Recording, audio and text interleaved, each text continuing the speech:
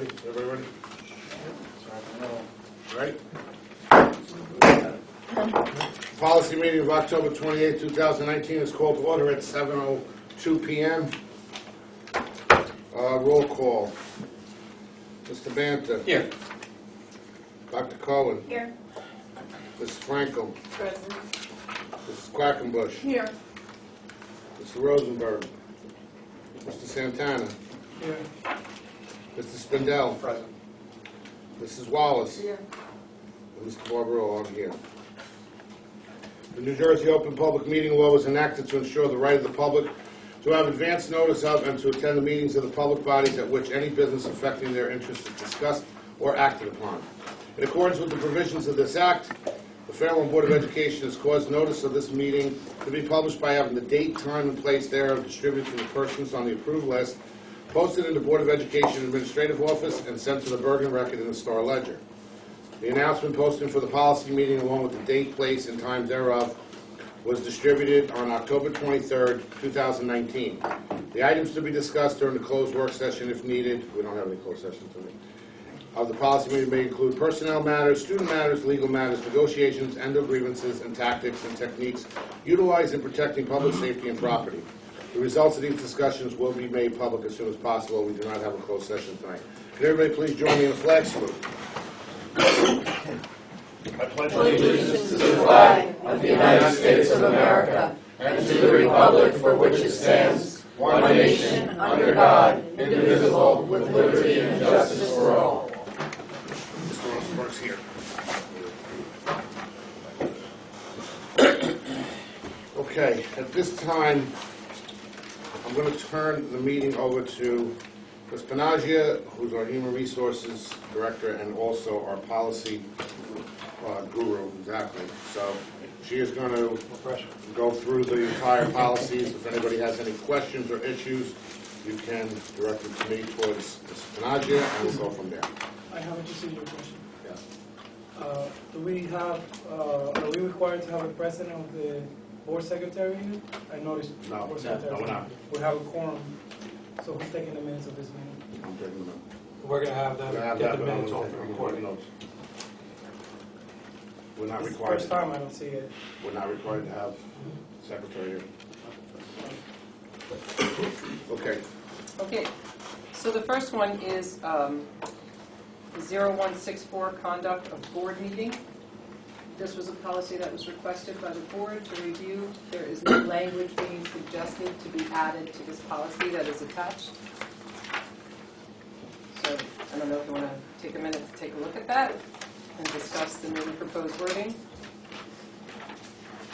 Is it this 0167? Yes. But the 0164. It's 0164, sorry. It's 0164.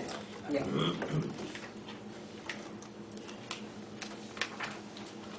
Comment? Go I read Mr. Barbarulo and fellow board members and Mr. Norsi.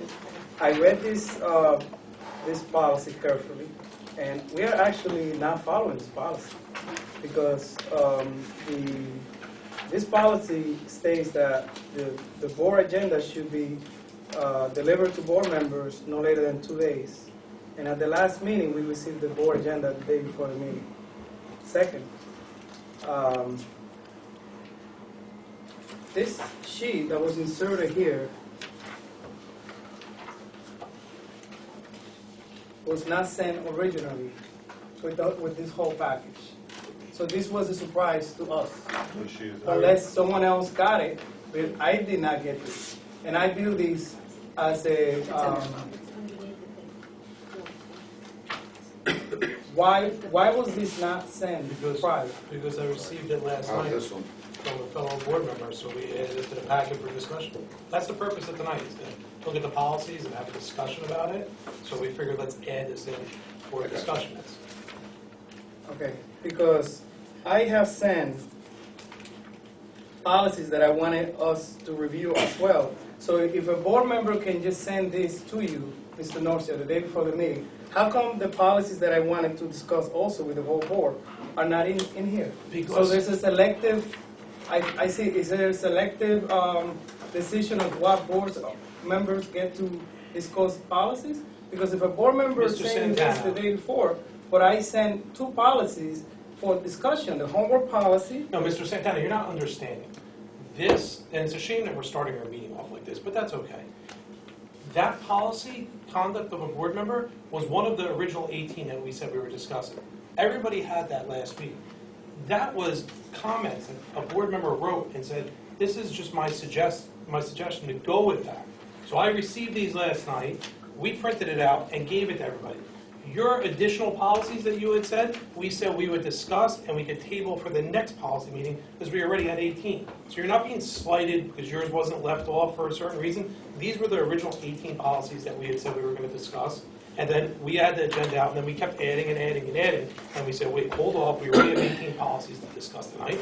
And we'll wait until the next meeting to discuss But those. I think it would have been transparent to, once you receive this, for the rest of the board members to also receive this. I would have liked to read this prior to Mr. the Santana, meeting. I This is received totally it blindsided. on a Sunday night. A Sunday night I received this. And we're sharing it with the board tonight. We're having a discussion. There's nothing blindsided about a paragraph. I think what might be, and I shouldn't have raised it, might be confusing is it says 167 rather than 164. So That's just it a may, typo. so he may think that it's a new one, Oh, not an well, addendum we, to. okay. But you know, We just if we clarified could just have a normal dialogue and nothing's cloak and dagger, we start every meeting with our guard up. So I'm sorry if I'm frustrated, but every meeting, the administration starts with our guard up. And it's a shame that this is how it's reflected in our community. Excuse me, with all due respect, asking questions is not any guard up. This has a different policy. Mr. Santana, you're not just asking It's a questions, you're mistake. making It's a mistake. accusations. It should be 164. They made a mistake. So it's the same one as the first one. Said it 3 times, wasn't listening. Emily? Okay, so I'd like to suggest to our group of 9+ that we not move on this board policy right at this moment. I think this policy alone relates to a broader board goal that we have some time to work on around improving our board processes and meetings. And there are some specific suggestions that we can ask the board about in a systematic way through the survey that I've developed, which does now exist. I was actually going to announce that I'm going to send the link, the electronic link. I didn't miss it then. Yeah, no, nobody Okay. missed anything. It specifically asks about putting time limits on members' comments. I think this isn't something that we should, there's no rush to approve this exact plan right at this point. I think it's good that it's on the table and we're seeing it and we're starting to talk about it, but I think to get full buy-in to the conduct of our meetings in a way that everyone's going to feel comfortable with the process and the outcome, that we should wait on this. And actually, I would recommend that we form a task force of a subset of board members who feel passionate about this. Look, and maybe you would like to be on that task force to have dialogue, kind of work some issues out, you know, without taking up everybody's time, to come to some kind of recommendation that a group of us feel comfortable forwarding based on the survey of the 9 of how we all feel about these things, and then put some dedicated work session time or another policy meeting to just talk about this policy itself. Because Wilkin, I agree that even the current board policy that we're looking at, we're not quite following it, and I think it's because we've introduced the work sessions, and so that complicates, like, where do committee reports get done, so there are, like, this is symptomatic of other things that we need to figure out. So I'd like to this is my recommendation, that not now, but at some point, we formulate a subset of board members as a task force to look specifically at these documents, to talk it out, and to come back to the full group with some suggestions for moving forward. Mike? I just want to get something, like, this is a policy meeting, right? Okay, so it's a policy meeting where we're discussing these policies. Nothing's getting moved forward tonight. I mean, it will get moved forward to a board meeting if we choose to. We've had policy meetings before, and usually policy meetings are a little boring, actually, but they're important work that we do. It's important work that we do. It isn't like a board meeting where we are taking action on an item. We're not taking action on any items tonight. We are having a policy discussion. So if there's a discussion, if someone wanted to say this discussion is 164, not 167, we could have the discussion, or as Dr. Cohen said, we could push it off again. And that's fine with me. I just don't want to make this into a big contentious thing. Everything on this board lately seems to be a big contentious thing. And I see the frustration in Mr. Norcia,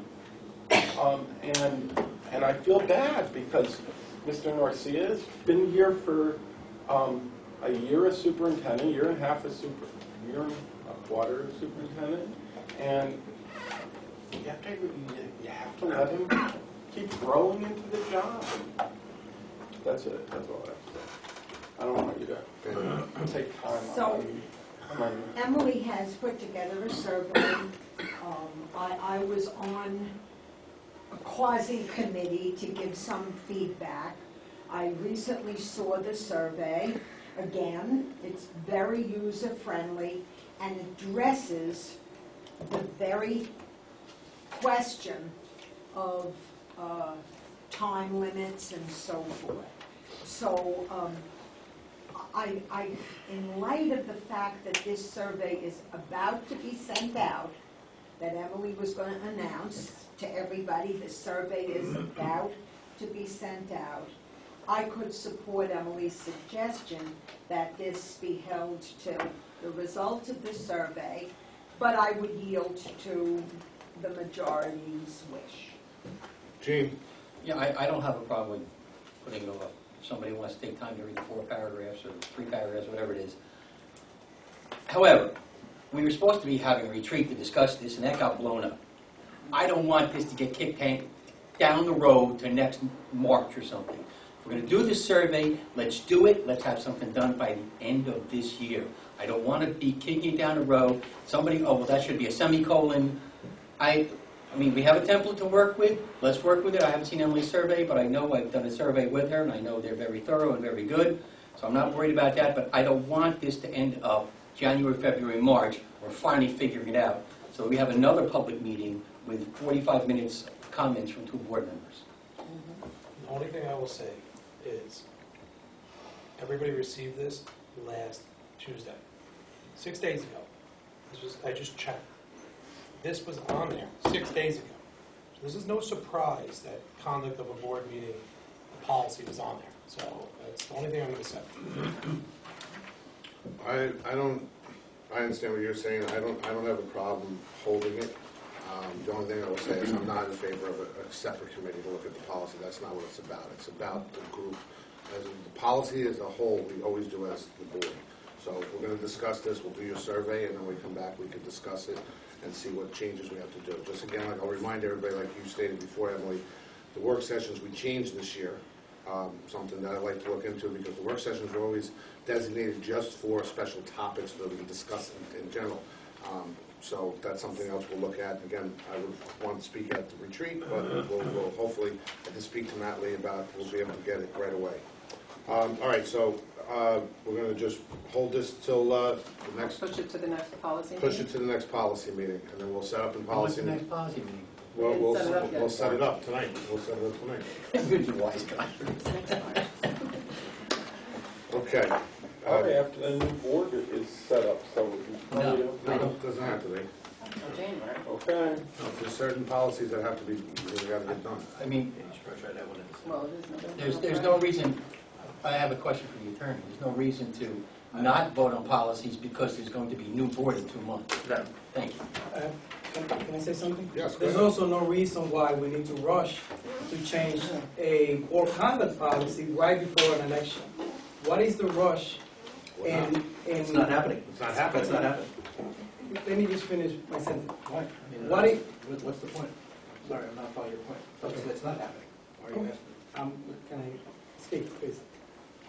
I want to know, what is the rush in trying to change a board procedure of restricting and limiting how much a board member speak right a week before an election. What's the rush? This could be done with plenty of time for us to deliberate and see the pros and cons for the future. What's the rush to have this today, literally a week before the election? What's the rush? We just said we're holding it till the next policy meeting. We just said that. We're not voting on it, we're not doing it. We're moving it to the next policy meeting. The next week's the election, so we're not having a policy meeting before next Tuesday. If anybody else is, they'll be there by themselves, because I'm not gonna be around, I can tell you that. So we already stated that we're gonna move it to the next policy meeting, but we also said we'll probably set another policy meeting before the end of the year, because we have policies we have to address. It's the end of the year, there's different changes. I spoke to Strauss Esme when I was at the school boards about certain stuff. All right, let's move on to the next one. Ms. Panagio, please. It's 0169.02. This is board member use of social networks and other forms of electronic communication. We did look at the Strauss Esme suggested policy a while back, and a board member kindly sent another version, so you've had an opportunity to look at both. Any discussion about these, which policy you'd like to maybe prefer or talk about? I got you. Mark? Yeah, the question I have is, Emily, when was this West Orange on social networking adopted? I don't know the answer to that. Okay. I might, actually. Let me just check and see if I have that. Okay, as you're looking, because the other one I'll try to follow up. I have it from in there. Strauss Esme, that was adopted in December of That was 2017. Written into 20, yes, and so was this. This was done in February of So 17. to me, that's already old. It's old, but if you look at the Strauss Esme suggested policies, it's still intact. It's still the same policy. They haven't updated it since that date. I'm very surprised though, because it's already 3 years old, almost 3 years old. Okay, that's all, that was my comment. Okay, go ahead, Emily, you speak. So the Strauss Esme version of this policy on board members' use of social networks has come before the board twice since I've been on the board, and both times there were enough people on the board who said that they didn't want to move forward with it. I was one of the people who didn't want to move forward with it because I find the language in some places to be too restrictive, and I would really be curious if it would hold up against the freedom of speech constitutional right that we all have. That, let alone, is it the right kind of restrictions to achieve what we want to achieve as a board in the context of our role in liaising with community members. So through my own networks, I was looking for an alternative policy that gets at the same issues but through different ways that wouldn't have those issues that were the original. So I put forward this one from West Orange that West Orange has adopted, and I added I made 3 revisions. 2 of those are reflected in the track changes version, so I added the language about individual Fairlawn residents and also this possible language about should or must emphasize that board members can only speak as individual board members on social media unless empowered by the board to speak for it. And the third thing I did is, actually this text was 2 different policies from West Orange. They have this in 2 different policies, and I integrated it into one policy because I think it gets at the same issues. Basically, what this policy does is it holds us all to the New Jersey Code of Ethics for school board members in our communications online, which I think we would all do anyways, but it reminds us. And then it also encourages a healthier climate on Facebook and other social media as board members with respect to each other, personnel, and community members. So I think I'd be really curious to hear other people's feedback on details or the big picture. I just want to provide that background. Mike, and Mary. I'm happy and satisfied with the Strauss Esme version, but thank you for doing the work. What? Can I ask why? Because I don't see anything wrong with the Strauss Esme. I don't like some of the additions that were put on here, and I think the policy we have in place addresses. You know, We don't have this policy? You never adopted it. We have never adopted that stress. Just so you know.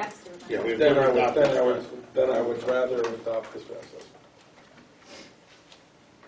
Mary?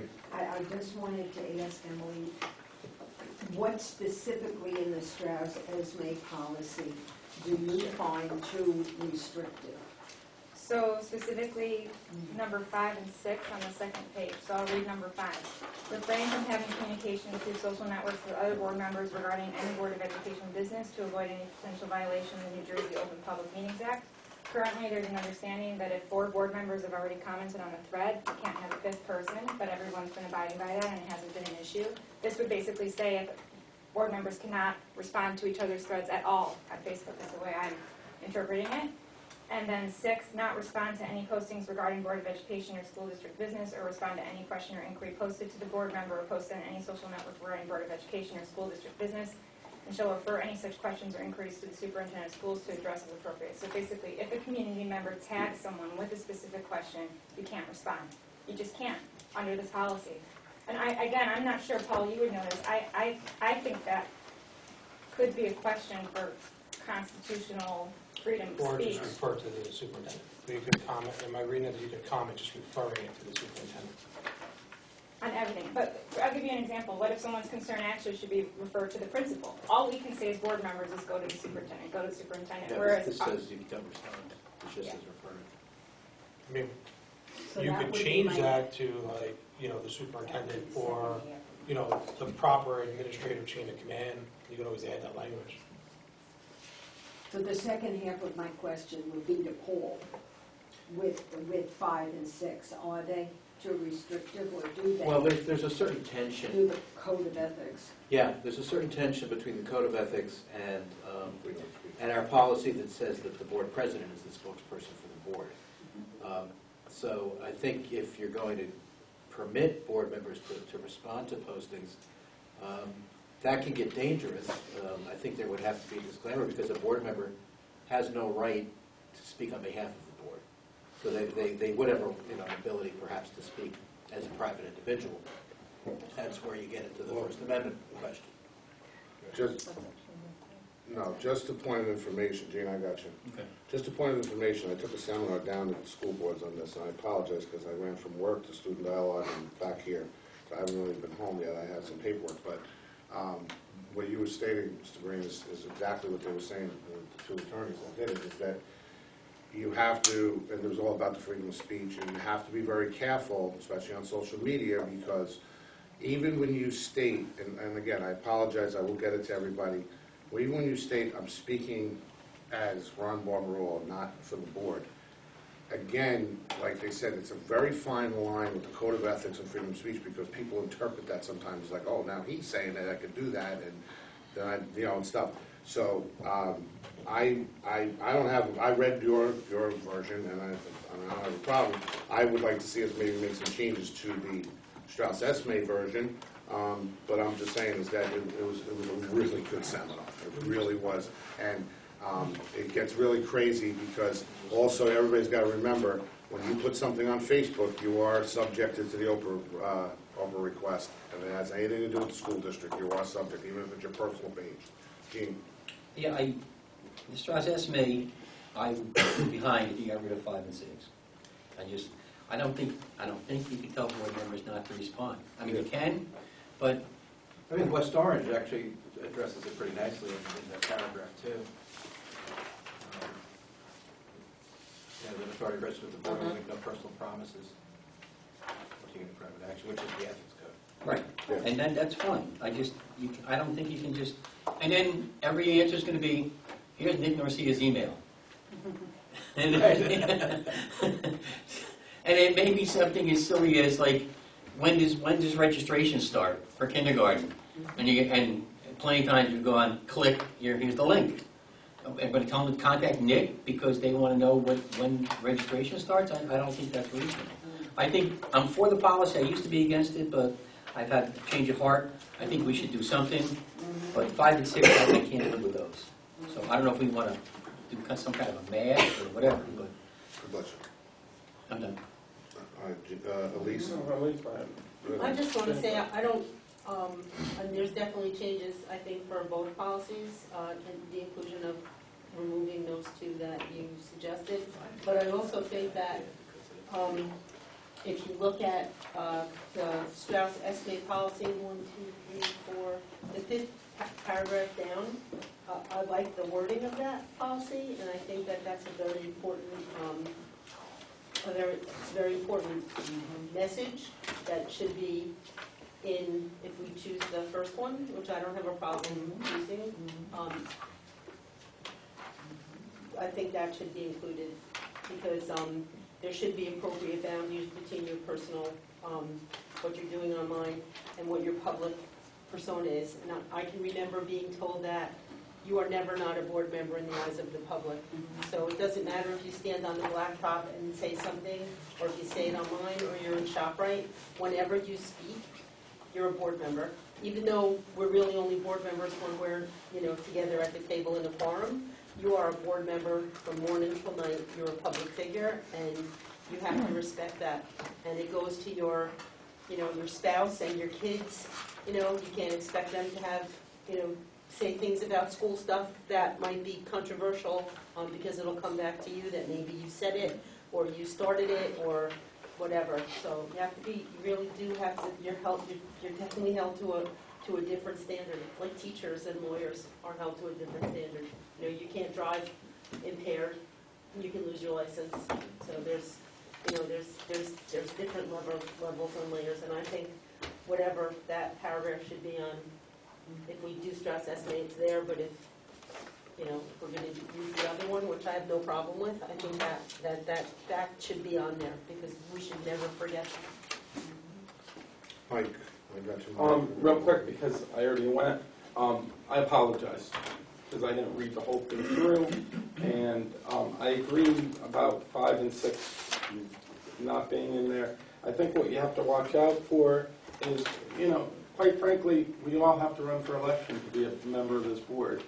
And social media is part of running for election. And if the board member isn't allowed to respond on public media, social media, then the people that are running against them have a real advantage.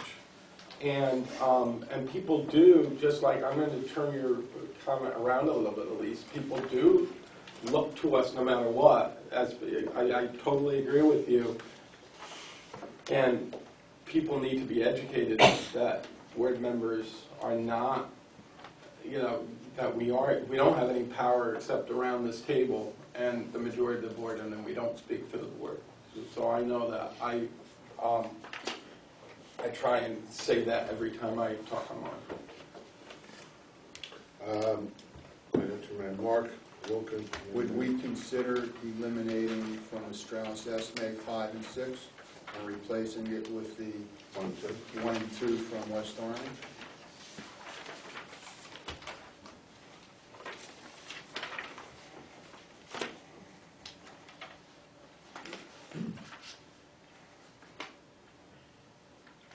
I think 1 and 2 might kind of be in the Strauss Esme version. It might be redundant, but I would just check before voting on it. I'd be happy to do it. But I appreciate that. I don't have a problem with it. I'd like to read it again. Do you have anything else? No, that's it. Wilkin. Thank you, Mr. Barbarolo. I got you, Cindy. Thanks, Bob. As the newest board member, I see this. I'm amazed that we need this policy, but being that I see what I have seen what some board members write online. I think it's unfortunate that we need it. I don't think this policy will do anything to improve student achievement, close any achievement gap, or increase any outcomes for subgroups. I really would not. I don't have a position in terms of supporting or not supporting this policy, but I read the policy carefully, especially the one drafted by Dr. Cohen, and this could be if this could be interpreted in so many different ways. this could be easily gotcha kind of policy. I'm not saying that that was the spirit, but who's going to decide? Who's going to decide what is a comment that makes the public uncomfortable, your neighbor? I think it's a little very. It could easily be used to nitpick on a board member's comment. I don't comment anything that has to do with the Board of Education on social media, ever. Maybe to say that I won the election or thank you, whatever. I don't comment on any of those groups. But there's a lot of board members here that do, and you have the right to do so. But I think this, in the big picture, falls into the slippery slope, of restricting our own freedom of speech, and starting with how long we talk, to now what can we say, what can we not say online, what's next? Like you're not even going to be able to say that you're actually a board member. Like this is, and I'm not the one who, I don't comment on the social media stuff, but I recognize the right that those of you who do comment, that you do have that right. So I caution you, if you support this policy, you're restricting your own speech, because if we do need it, that means there's some who may not be utilizing their speech in a way that is conducive as a board member. So if what we are doing is okay, then what's the logic behind needing this? So the fact that we are discussing it assumes that we need to have it because there's a problem. So I really will caution us against having one, because it can create a Pandora box. Also, who's going to actually enforce this policy, number one? Are we as elected officials going to have the administration and I don't mean it in the disparaging way, but like micromanage our speech, which is what comes from the populace?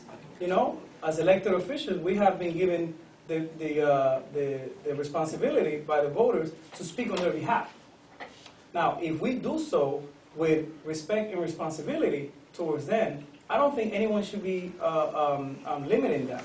Now, if we make a speech that is contrary to the ethics rule, and we borderline speaking for the district and whatnot, we should, as fellow board members, privately call each other out and say, hey, this may cross, this may not cross. We may actually not need this policy, because we have a board president that speaks for the board, and we have a district superintendent that speaks for the district.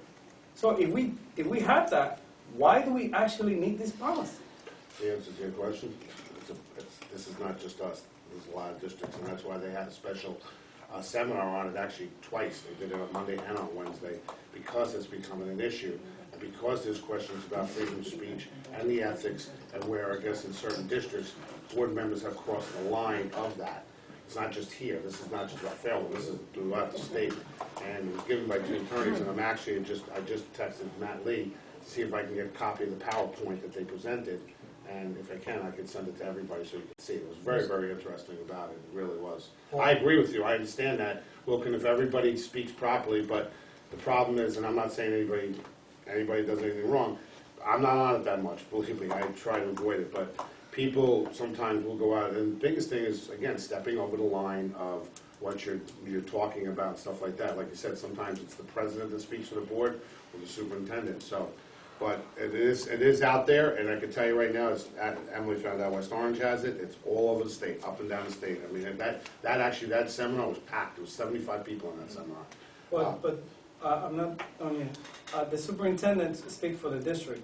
He doesn't speak for the Board of Education. He speaks for the district. You speak for us. I know that. Now, Yeah, as soon as you finish. I'd be willing to consider supporting this, the second policy with our 5 and 6, if there's a unanimous consensus. I will go with what, if everyone is in favor, I will be in favor of it. But I caution, 5 years from now, 10 years from now, what else are we going to restrict for a future board? This is all I'm saying. Now, if I'm in a group on Facebook and I keep putting comments that have to do with the school district, and I keep saying, I'm only speaking for myself, not the school. I mean, it gets to a point that people have to look at, I'm not saying anyone is doing it, but I'm saying it gets to a point that people have to look at themselves in the mirror and say, you know, maybe you are giving the wrong impression because you're constantly putting these messages online. And you as Mr. Barbarulo, as president, I did not get elected to be on social media answering messages on social media. Even if I were the board president, you know, we go to bed early and we have to take care of our children, and the constituents are now waiting for us to be online. We could have modern ways to engage with them through maybe live questions or you know, things like that, but we don't have to respond to everything that has to do with education online, especially those of us that have jobs involving education. It's very risky. I don't even put that I'm a teacher online. There's nowhere on my page. You will not be able to tell unless, you know. So I will support it if there's unanimous consensus on the second one without 5 and 6. Otherwise, I think it's not necessary to have this policy because we already have a spokesperson for the board and a spokesperson for the district. But I'm willing to be flexible for the interest of all. I just want to address some of the concerns you raised. In terms of who would enforce this policy, no one is going to enforce this policy. The only entity that has any jurisdiction over this is the School Ethics Commission, and that's if there's an ethics violation alleged. So the policy is intended to give guidance to board members. It's not something that somebody can wave and say, aha, you violated the policy, because the board really, if it involves an ethical issue, has no jurisdiction to even censure a board member over that. So it's purely a form of guidance. It's very, unfortunately, needed these days. It's becoming more and more of a hot issue. And it's to provide that type of guidance to board members, especially down the road. Not everybody may be as conversant with it as this group is right now, having explored it and discussed it. So it's there to basically provide a roadmap in terms of appropriate conduct online. And it's just becoming more and more necessary these days, unfortunately.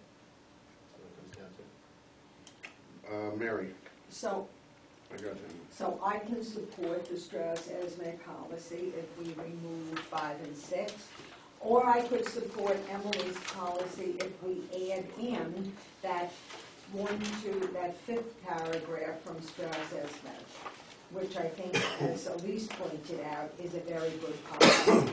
So I will go along with the majority either way. I think we need to decide tonight, however, because I think that, as Paul pointed out, and as Ron pointed out, this is becoming a necessity and a guideline. It is a guideline for all of us and for future board members when they are seated.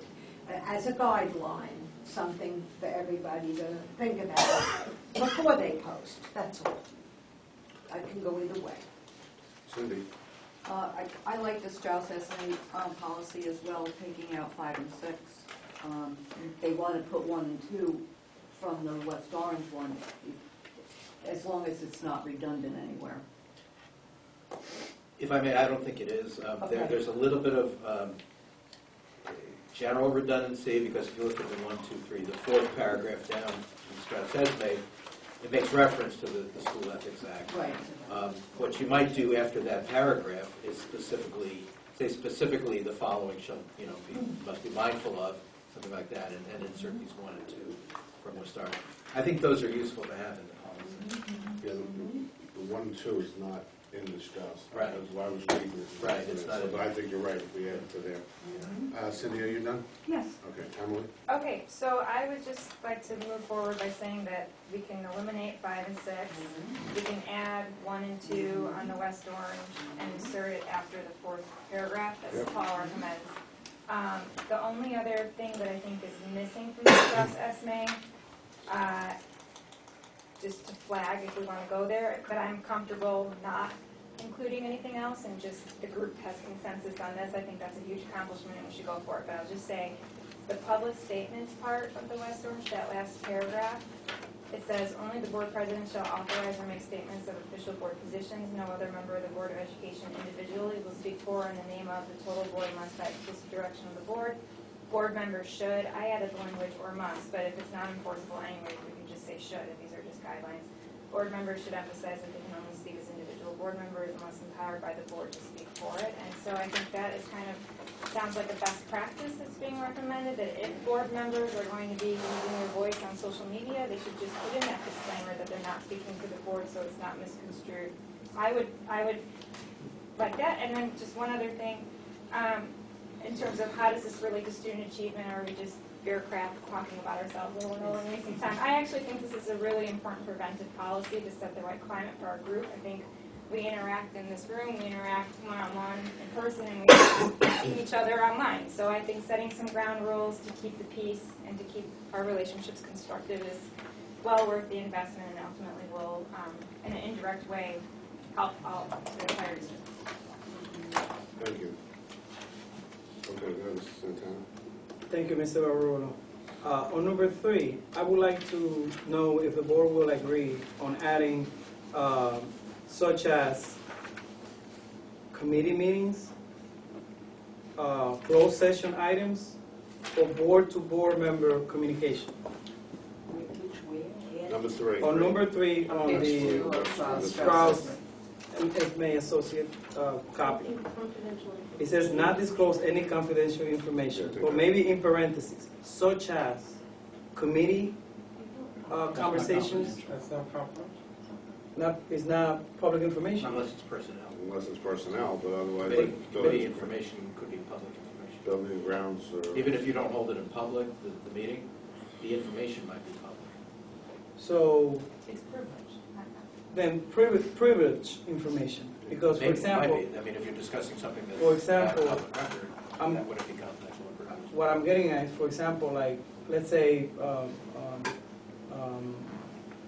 Mr. Rosenberg's committee, not to pick on you, but Mr. Rosenberg's committee, education committee, right? They're discussing something that is not ready yet to be up there. So that information that is not ready yet to be up there should fall onto this. Privilege, that will be confidential or privilege? It's not ready to be out there, then it's confidential. Yes. Well, it may not be confidential, but it also may not be public. It might be well within what they call the advisory and consultative deliberative exception to the Open Public Records Act. Yes, but that should be So here you have to too. be, but you have to be careful because, confidential has a very specific meaning. Well, and you're kind of expanding on that. What I'm getting at, for example, if we are considering something that we discuss in closed session, and no one but us should know, and no one else should know, that should be here too, because 2 days after we hear about it, let's say we talk about eggs, right, in closed session, and 2 days after that, we get an email, a call saying, hey, you're talking about eggs. How did that information, I'm saying hypothetically, how did that information get out there? So I would not support this policy unless that's written here. Because if we're gonna do it right, let's do it right 100%. So I don't have a problem with that. I just think... no one should have a problem unless... No, I'm saying the confidential pretty much covers everything. And I Yeah, think but- attorney, what additional language would need to be reflected in that paragraph, so you're responsible. I would probably say, or other information which the board has not yet determined to make public. Okay. Such as, to your point, you're saying a committee, we don't really make that public until the board meeting when we give our committee reports. So That's from an that example. point, from the committee to the board meeting, it shouldn't go on social media. As one example. The other example will be if we talk about eggs during That closed falls session. under confidential. That's But different. maybe, I think we need to put it there because, I do not want to hear in the future, in the near future, that we discuss about, one thing in closed session, and then 2 days after that, oh, you're talking about, like, it should be, That happens, we have a big... That happens, we have a big... it's like Congress, people don't want to tell certain congressmen certain things because they leak. So we should prevent leak. Well, if that happens, we have a big problem. And that person will be up for major ethics charges, major violation of ethics charges. There wouldn't even be a question about that. And we would find out who that person was. So, I don't have a problem adding what Paul just stated. If everybody else wants to add more stuff in, I think the confidential information we all know, we take the code of ethics, we sign it, that anything in closed session, we are not allowed to talk to even our own family. So but again, whatever everybody wants to do, I'm fine with it. I just want to move this policy. Cindy? I'm good to go with the clause that Paul's going to add. I don't think we have to expand any further. Anybody else? Nobody wants to? Yeah, I agree with her with what she said as well. Added that's. Add 1 and 2, okay. Yeah, we're gonna add 1 and 2, yeah. No. What about the public statements? Oh, the I mean, public the statement. bottom. At the bottom. Oh, Like the best practices, public Yeah, statements. yeah, that's right. I thought yeah. We're going to add the public statements piece into the Strauss estimate. Yes. Is that decided? Okay. Yeah. And we keep the should, just say should. Yeah, not the must, just the should. I'd Yeah. like to take a vote on this now. Okay, everybody, We really are Done. moving. First reading. at first reading, everybody's good? Yep. Okay, we're going through it first reading. I wasn't even roll call. I wasn't going through everybody. Okay. Okay, Nadia, when you're ready, we'll go to Okay. policy 1642. Earned sick leave. Now, this is a new law that came out, I think just about a year ago, that states that employers need to give 1 hour of sick leave for every 30 hours worked. Now, in public education, this doesn't really apply to most of our employees. However, there are some categories of employees that came up as questionable, such as substitutes or aftercare people, people who don't typically have sick leave automatically. So, Strauss Estimate, it took some time, and they came up with this suggested policy that is to cover these unusual categories of employees. This is new and it's mandated. It's brand new and it is mandated, yes. But there's choices. I'm sorry? There's choices on the second page. Yes, they're both will not, if you want me to make it easy for you. Yes. And then what's the option? The options are will and will not. No, on the bottom. Oh, that's the option 2 is what I would recommend, about 5 days after employment, because one, you have to work 30 hours to earn an hour, so you need a week work, so maybe 5 days. Unless, Paul, you have some other suggestions, but I thought that would be the most logical. The first one, I mean, I don't know why we'd wait 120 calendar days, I mean, that's So how many days would that, I apologize. 5 days. 5 days. You need a full work week Yeah, in order yeah. to. Question. Wilson? Thank you, Mr. Barrow. I would like to know, what does the Borough of Fair Lawn does with employees that will typically fall in something similar to this? What is the common practice? This is actually a state, this is a federal law. Not the state. The state.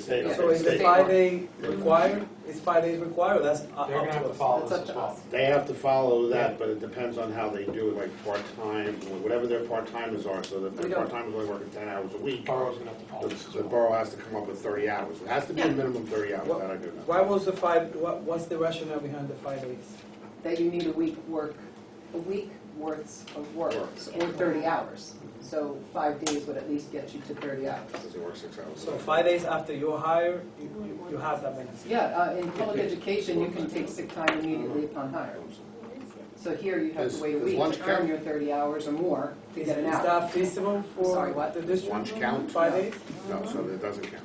So they have That's the to, recommendation. because they might only work 5 It's only time work. Only time work, correct. Okay. That's one, okay. Anybody else have any other questions regarding this? You all in favor of moving forward? So will not, right?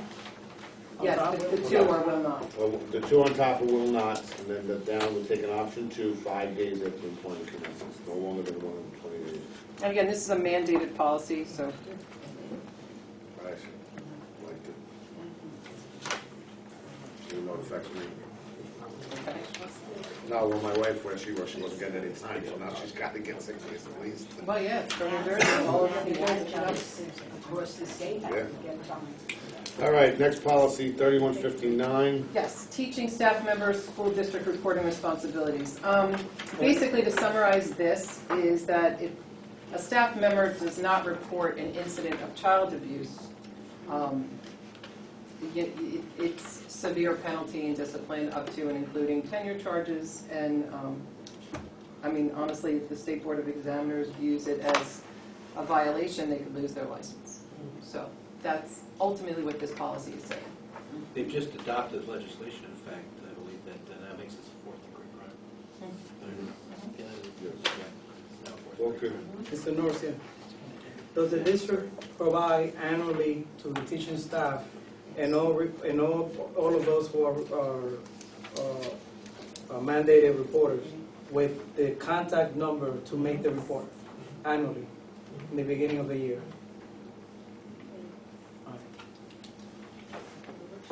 Any other questions?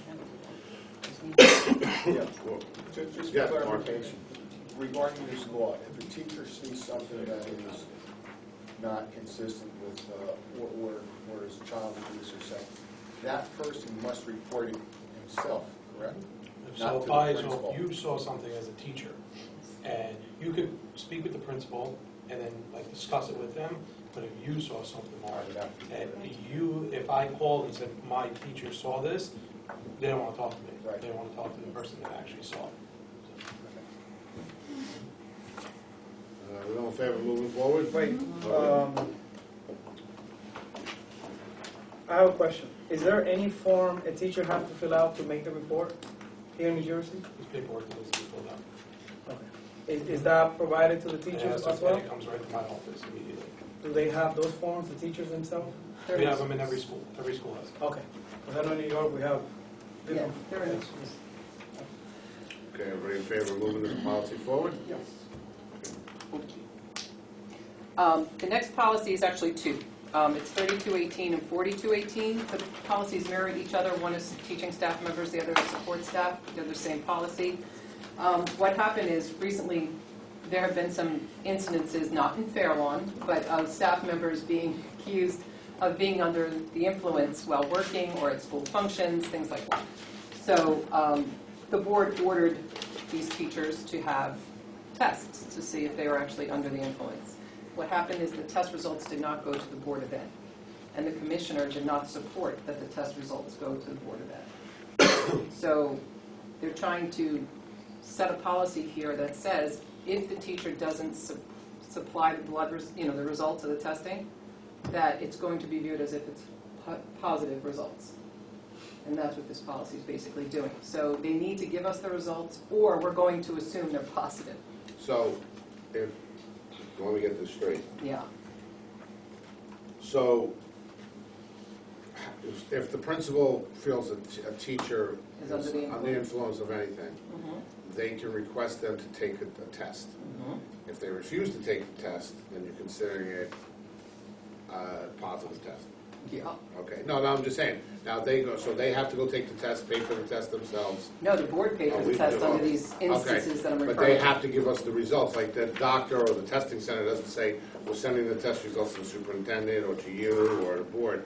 They give it to the person. They gave it to the teacher. Okay, and so then you say, okay, I want the test results, and that teacher says, I'm not giving it to you. Yes, that's exactly what happened in more than one Okay, and occasion. so then they say, great, now you just said you're And positive. the commissioner backed the teaching staff, saying that it wasn't, the board didn't need it. So So what's this? So this is saying that if you do not give us the test results that we requested and paid for, that we will make the assumption that they're positive. Right, absolutely. So the policy is put in place, and it's a mandatory policy, I'm Is telling that you now. legal? Yeah, I think it is. Paul, We think so. I don't think, Until right, somebody fights it. Right. yeah, and I think Until a you court lose. determines otherwise. It's a Go ahead. mandatory policy, they told us that we have to put it in place. No, I'm saying I think you lose, but Emily, Does the policy state the time frame by which the results have to be delivered? I don't remember if it was a time frame mentioned, no. I guess it depends on, how quickly, test results are usually within a week or two. But I don't remember that in here, no. Within 24 hours. Within 24 No, hours. it takes longer than that. or as soon as the test results are There you go, available. that's it. So they're giving them a day to get the results. And Yeah, but. Or longer, Yeah, because but it can take longer. sometimes, yeah, they do take longer. But when you get it, as soon as the test results are available. That's what I'm saying, there's no time frame for the test result, I don't know. how long that it can take up to 2 weeks at times. Mark? So if this were to happen in fair law, it said that the individual would be subject to appropriate discipline. What would that discipline be in fair law?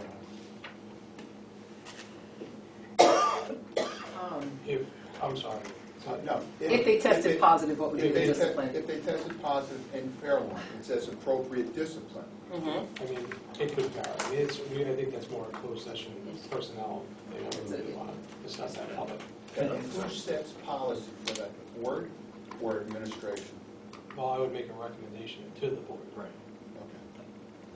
Policy set by the board, process is set by the administration. It really varies. Yeah, okay. It's so situational. Do we have, I know Mr. Norris stated that it is situational, but do we have a policy in terms of for people who are suffering from addiction? We have an ADA policy, things, if that's Yes. what you're asking, yes. Addiction to substances. Like if they fall positive and then they're addicted, we don't punish the sick, right? We generally don't, however, current addiction to illegal drugs is actually not covered by the ADA. If you're recovering, if you're in a program, you might be, but if you're actually addicted to controlled dangerous substance, that's actually exempted from the ADA. Unless you are currently in a In a program, if you're in a rehab program and seeking to overcome it, then you might be covered. And if you are, the district must know, right? Well, you have to tell them, yeah. We can't just guess. The employer has to let us know, right? And actually, that kind of segues into the last chance agreement. Excellent lead into the last paragraph of the options.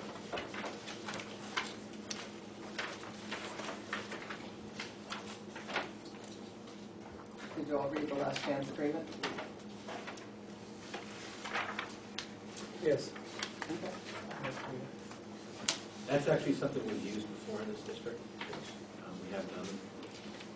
Technically, I don't think you don't have to have it in your policy to do it. No, it's an option. It's an option, but at least if it's there, it's a flag for people. It's an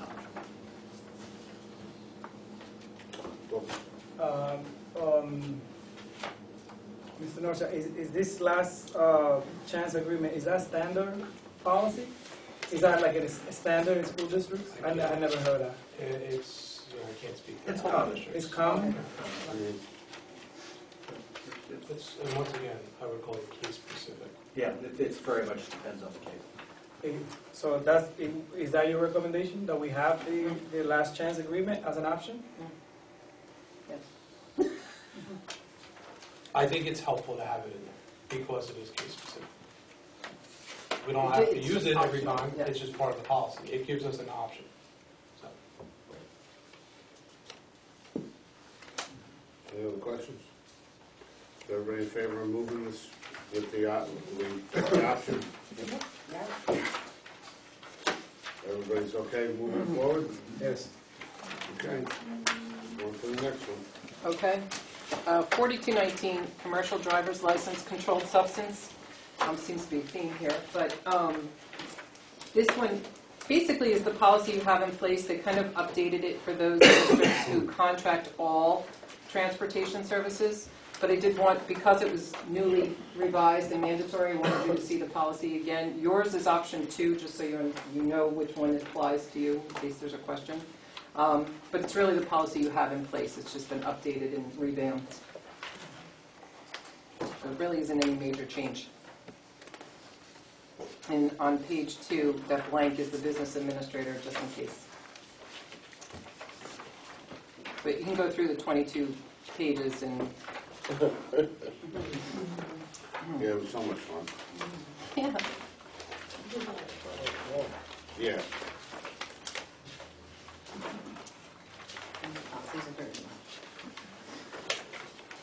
Anybody have any other questions? Just have something that Strauss Esme didn't pick up possibly. Just page 11. It's always been, they've always said superintendent. Here it says superintendent of schools. I don't know if you want to eliminate that because they've eliminated it on every other sheet. I'm sorry, Mark, Five. number 5. 11, page Yeah, we 11. can, you can. I'm just saying, Yeah. they've eliminated everywhere Yeah, else. they didn't kind of do it here. condensed it, so, I mean, Yeah. we can do that. There's a couple places like Yeah, that. Yeah, I'll just do a find and replace. okay. Any other questions? Okay. Everybody in favor of moving that forward? Yeah. Okay. Okay.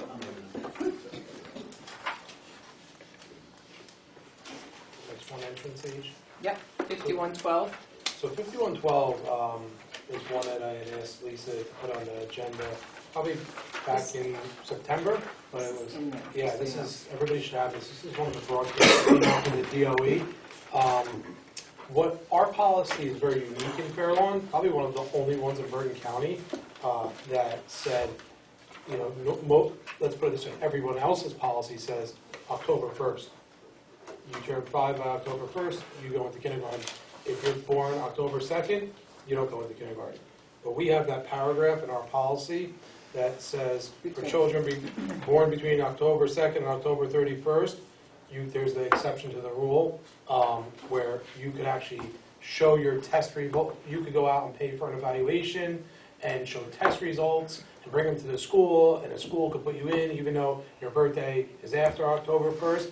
And I was never in favor of that. It's an administrative nightmare. But the DOE actually came out and said it's even an equity issue as well. Because if you have a parent that can afford to go out and pay for private testing, but then you have a family that can't go out and pay for private testing, it's not a level playing field. So I was really happy to see the DOE come out and weigh in on this, as well as how we were feeling here administratively, that, you know, every parent, not every parent, but several parents coming to us saying, here are my results, my kid's really smart, put them into grade, put them into kindergarten even though they're really not the age. So I feel pretty strongly about just removing that paragraph, October 1st being the deadline for kindergarten, and that's the only change to that policy I'm recommending. So you want to remove October 1st? Remove this paragraph. Just keep it October 1st and take that other paragraph that says October 2 through Oh, October 31. take that out. Take it out. Emily? So just NJDOE guidelines, I always get confused by must be 5 years old by October 1st. So if their birthday is October 1st, are they didn't turn 5 by September 30th. So It's on or before October 1. Yeah, so Yeah, October so- 1st you're in. Birthday is October 1.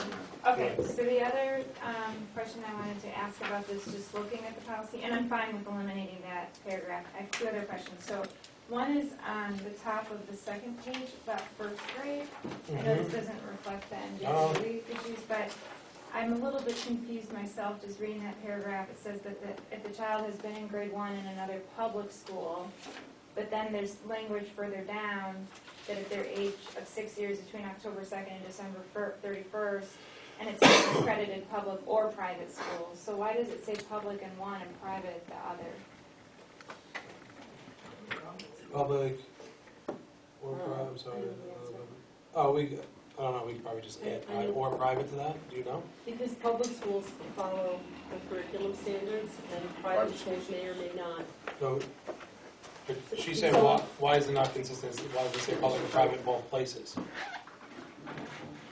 Because if they've been in a public school, then you know the curriculum that they have, and if they've been in a private school, you're not sure. You know what? So that's, I'll ask Dr. Lacadina on that. She felt very strongly about this as well.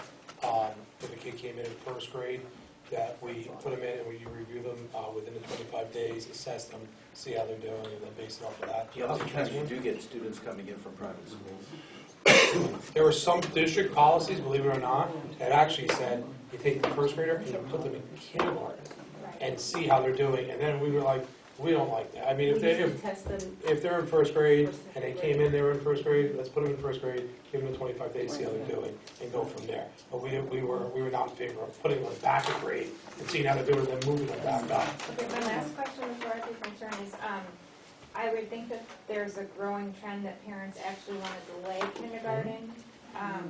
Does the policy need to speak to that? I'm curious, is it state law that says you have to enroll your child? There's nothing that says you have to go to kindergarten, Kindergarten, right? mandatory. Right. No. You have to start school by age 6. Six.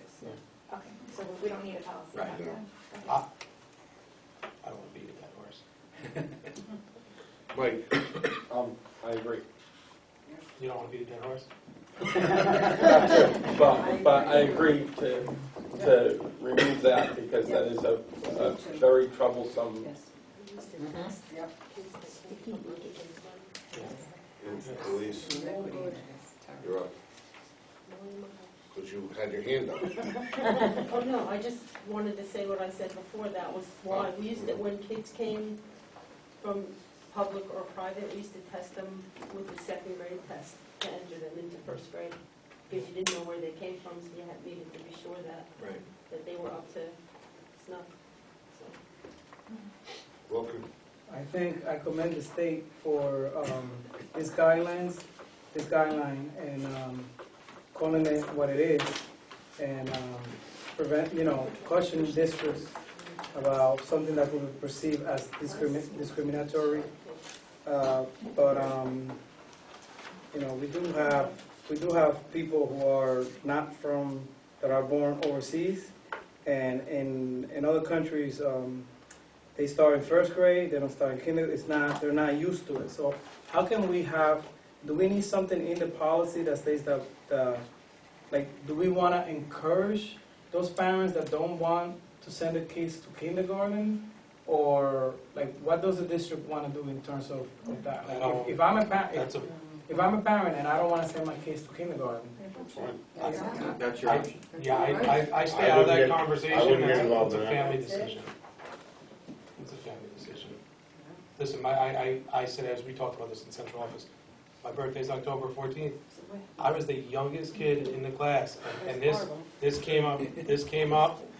All that I was always trying to play catch. I was the shortest kid in the class, and it was always a conversation through my whole academic career. So I mean, you're either right before it, you're right after it, wherever you fall. So I mean, you can weigh the pros and cons of that. So there's two conversations I stay out. That one, another one. On this first page at the bottom, regarding a child who's attained 6 years of age, who comes in between October 2nd and December 31st, I understand. What happens when a kid comes in January 1st of the following year? He's not placed in school at all? Does it address that here? You're talking about all the way on the bottom? Yeah. On the first page. Yeah, I know. I'm looking at the second page to see if anything tied into that.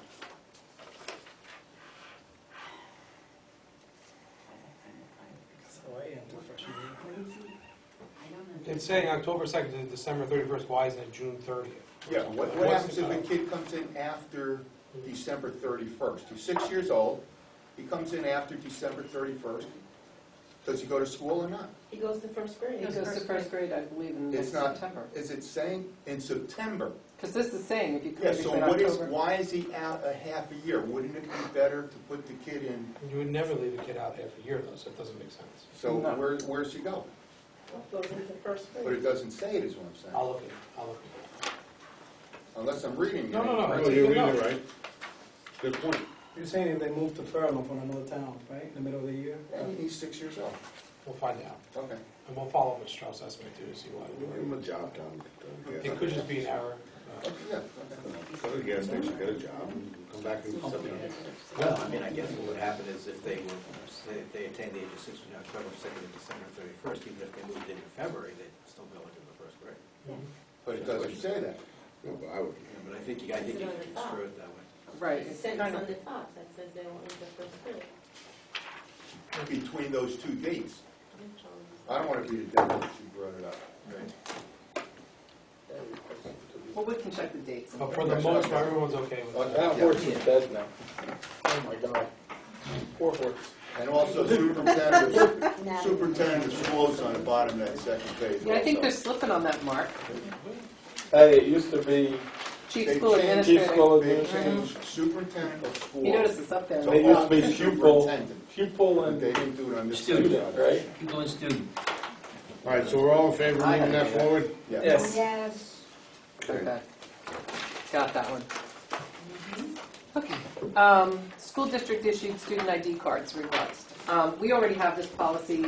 There's a law that they passed that said instead of listing all of the functions that a student has to wear their student ID, the new law says that the principal of the school can determine when a student needs to carry this, the school-issued ID, whether it's on a field trip or a school-sponsored function, so on and so forth.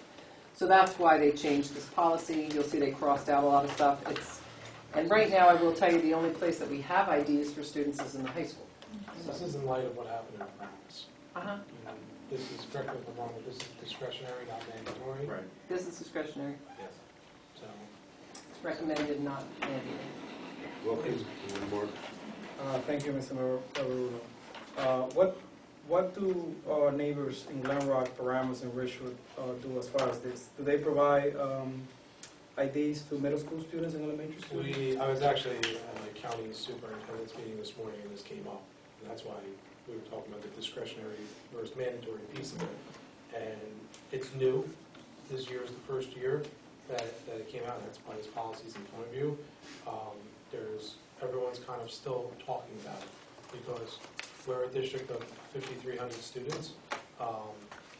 And to give IDs to, I think, kindergarten students walking around with IDs, and first and second graders, who's losing them, who's doing what. So I think people are in favor of something like this, but they just haven't figured out. I have some thoughts, but I'm not ready to throw it out here tonight, but of how you can maybe do something like this if you go on a field trip. Who are these children and what type of identifiers do they have with them? So I think to give every kid an ID they're going to have, I think is, everyone doesn't know if that's the best practice. But everyone's kind of talking through this stuff. So none of our neighbors in Glen Rock, Paramus, and Richwood provide IDs to middle school students? I'm not going to speak for them. I'm not going to speak for them. Honestly, don't know if they all do or don't. What is your recommendation? To give us more time. It's good to have the policy, and we have to have the policy, it's mandatory, but I think this is something that, where it can, where No, discretion. the policy is discretionary, or the fact that you have to make them have IDs. The policy is recommended, it's not, they didn't mandate it yet. They didn't mandate it Yet.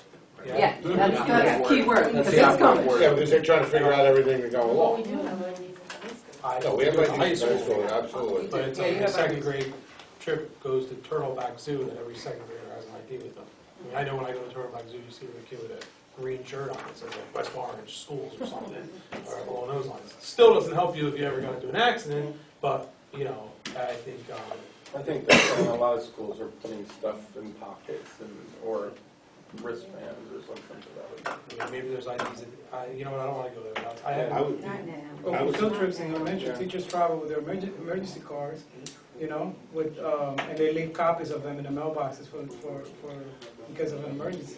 We could always add, we just live at high school, which we already have it. Yeah. I would, Kick the can. I would suggest, just, there's a lot that I want to, Mark, you want to say something? Yeah, if all of our high schoolers are required to carry identification cards, as I think they are, then should we be changing the language up here where it says may and put shall require them in that first paragraph?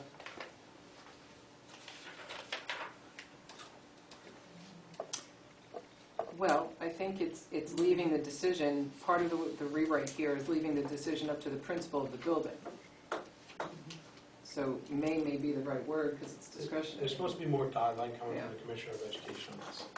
Okay, my other thing is, I really think that it is necessary in this day and age to have middle school children carry IDs as well. Definitely not elementary. No, that's my. I know, I'm not disagreeing, not even just because of this, but it speeds up lines in the cafeteria, if you tie it how the students pay, I mean, there's a lot of benefits to it. There's also some things that you have to look about how it could hurt you as well, but that's for another, Those are my comments. not hurt you, but there's All right, consequences. so how do we want to approach this? Do we want to just, Do you want to push the policy forward, just high school students with the IDs at this Yeah. point? And then Yeah, as so we'll we push back it to- forward, We yeah. can always revisit it if But we. you always can come back and after they talk and everything else, it'll probably be a topic of discussion with the superintendent's roundtable. Do you want to say shall or may? I want to leave it now. Everybody wants to leave it May, anybody else want shall besides Mark? All right, then we'll leave it May. We're gonna probably come back to this Mark anyway. Yeah, Yeah. okay. All right, When they so- make it mandatory, you'll see it again. One last question. uh, Since we do nine have, page. since we do have a policy in the high school that it says that there's appropriate discipline, I don't want to know what it is, but do we have appropriate discipline for those who do not carry their cards? And if not, I'm sorry? It's in the red book. So we do have it. It's an handbook. It's in the handbook. What happened? The high school. It's really not every high school kid. You get a copy of it? You got it. You got one at the beginning of the year. The calendar, The the calendar. calendar agenda book, Oh, whole policy. that's the handbook? Yeah. If you read that book, there's a lot of information. Oh, okay, they call it a handbook. Yeah. That's why every high school student gets one. It's online as well. You go to the website, it pops up. Okay, 6112. Yeah, this one is another existing policy, another mandatory policy. It's about reimbursing federal and other grant monies. The New Jersey Department of Education published a revised policy and procedure process for this. So they rewrote the policy to kind of just align with New Jersey Department of Ed. So that's really all it is. You know, Every Student Succeeds Act is now there instead of Title I. It's cleanup in my, I was gonna say, the way I read it, it was just. You got your hand up? No. Yeah, I read it, I said, it looked like to me, it was just, yeah, it's housekeeping. That's a good yeah, word. that's I all it like was, housekeeping, so. that. So, I mean, unless you have any Anybody have any specific questions questions. on No. Nice, Mike. All right, we're gonna move that one. Mm-hmm. Okay. School district security. Oh, this is law, this is, Mandatory. yeah. This is It's the where, this is the board allocated funds last year in the budget to looking into the one system is 911 Inform. We've been working with our technology department, our director of security, and looking at certain companies, so we'll keep you updated where we're at with that. Anybody have any But we are questions? working on it, so. Anybody have- So we're pulling this one? No, it's staying. Oh, it's staying. It's a mandatory It's policy. a mandatory policy, Emily. There's this language on what we're looking at in the third paragraph, second sentence. In the case of a school building located in a municipality in which there's no municipal police department, I think we just strike that from there on because all of the buildings have municipal police department. Wait, can you restate it? You want fair one, please? Is that what you're saying? Third No, paragraph. it really is, it's not applicable. She's saying where it says where, which there is no municipal police department. She's Okay. A copy of the blueprints and maps shall be provided to an entity designated by the superintendent of the New Jersey State Police, but we have one, so you can take that out. Good point. Good point, Emily.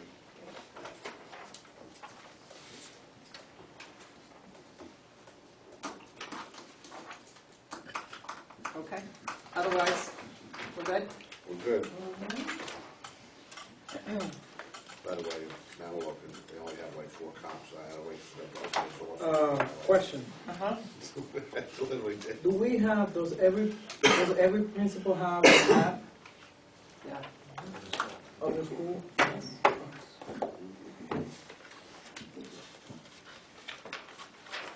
Okay, good. School district.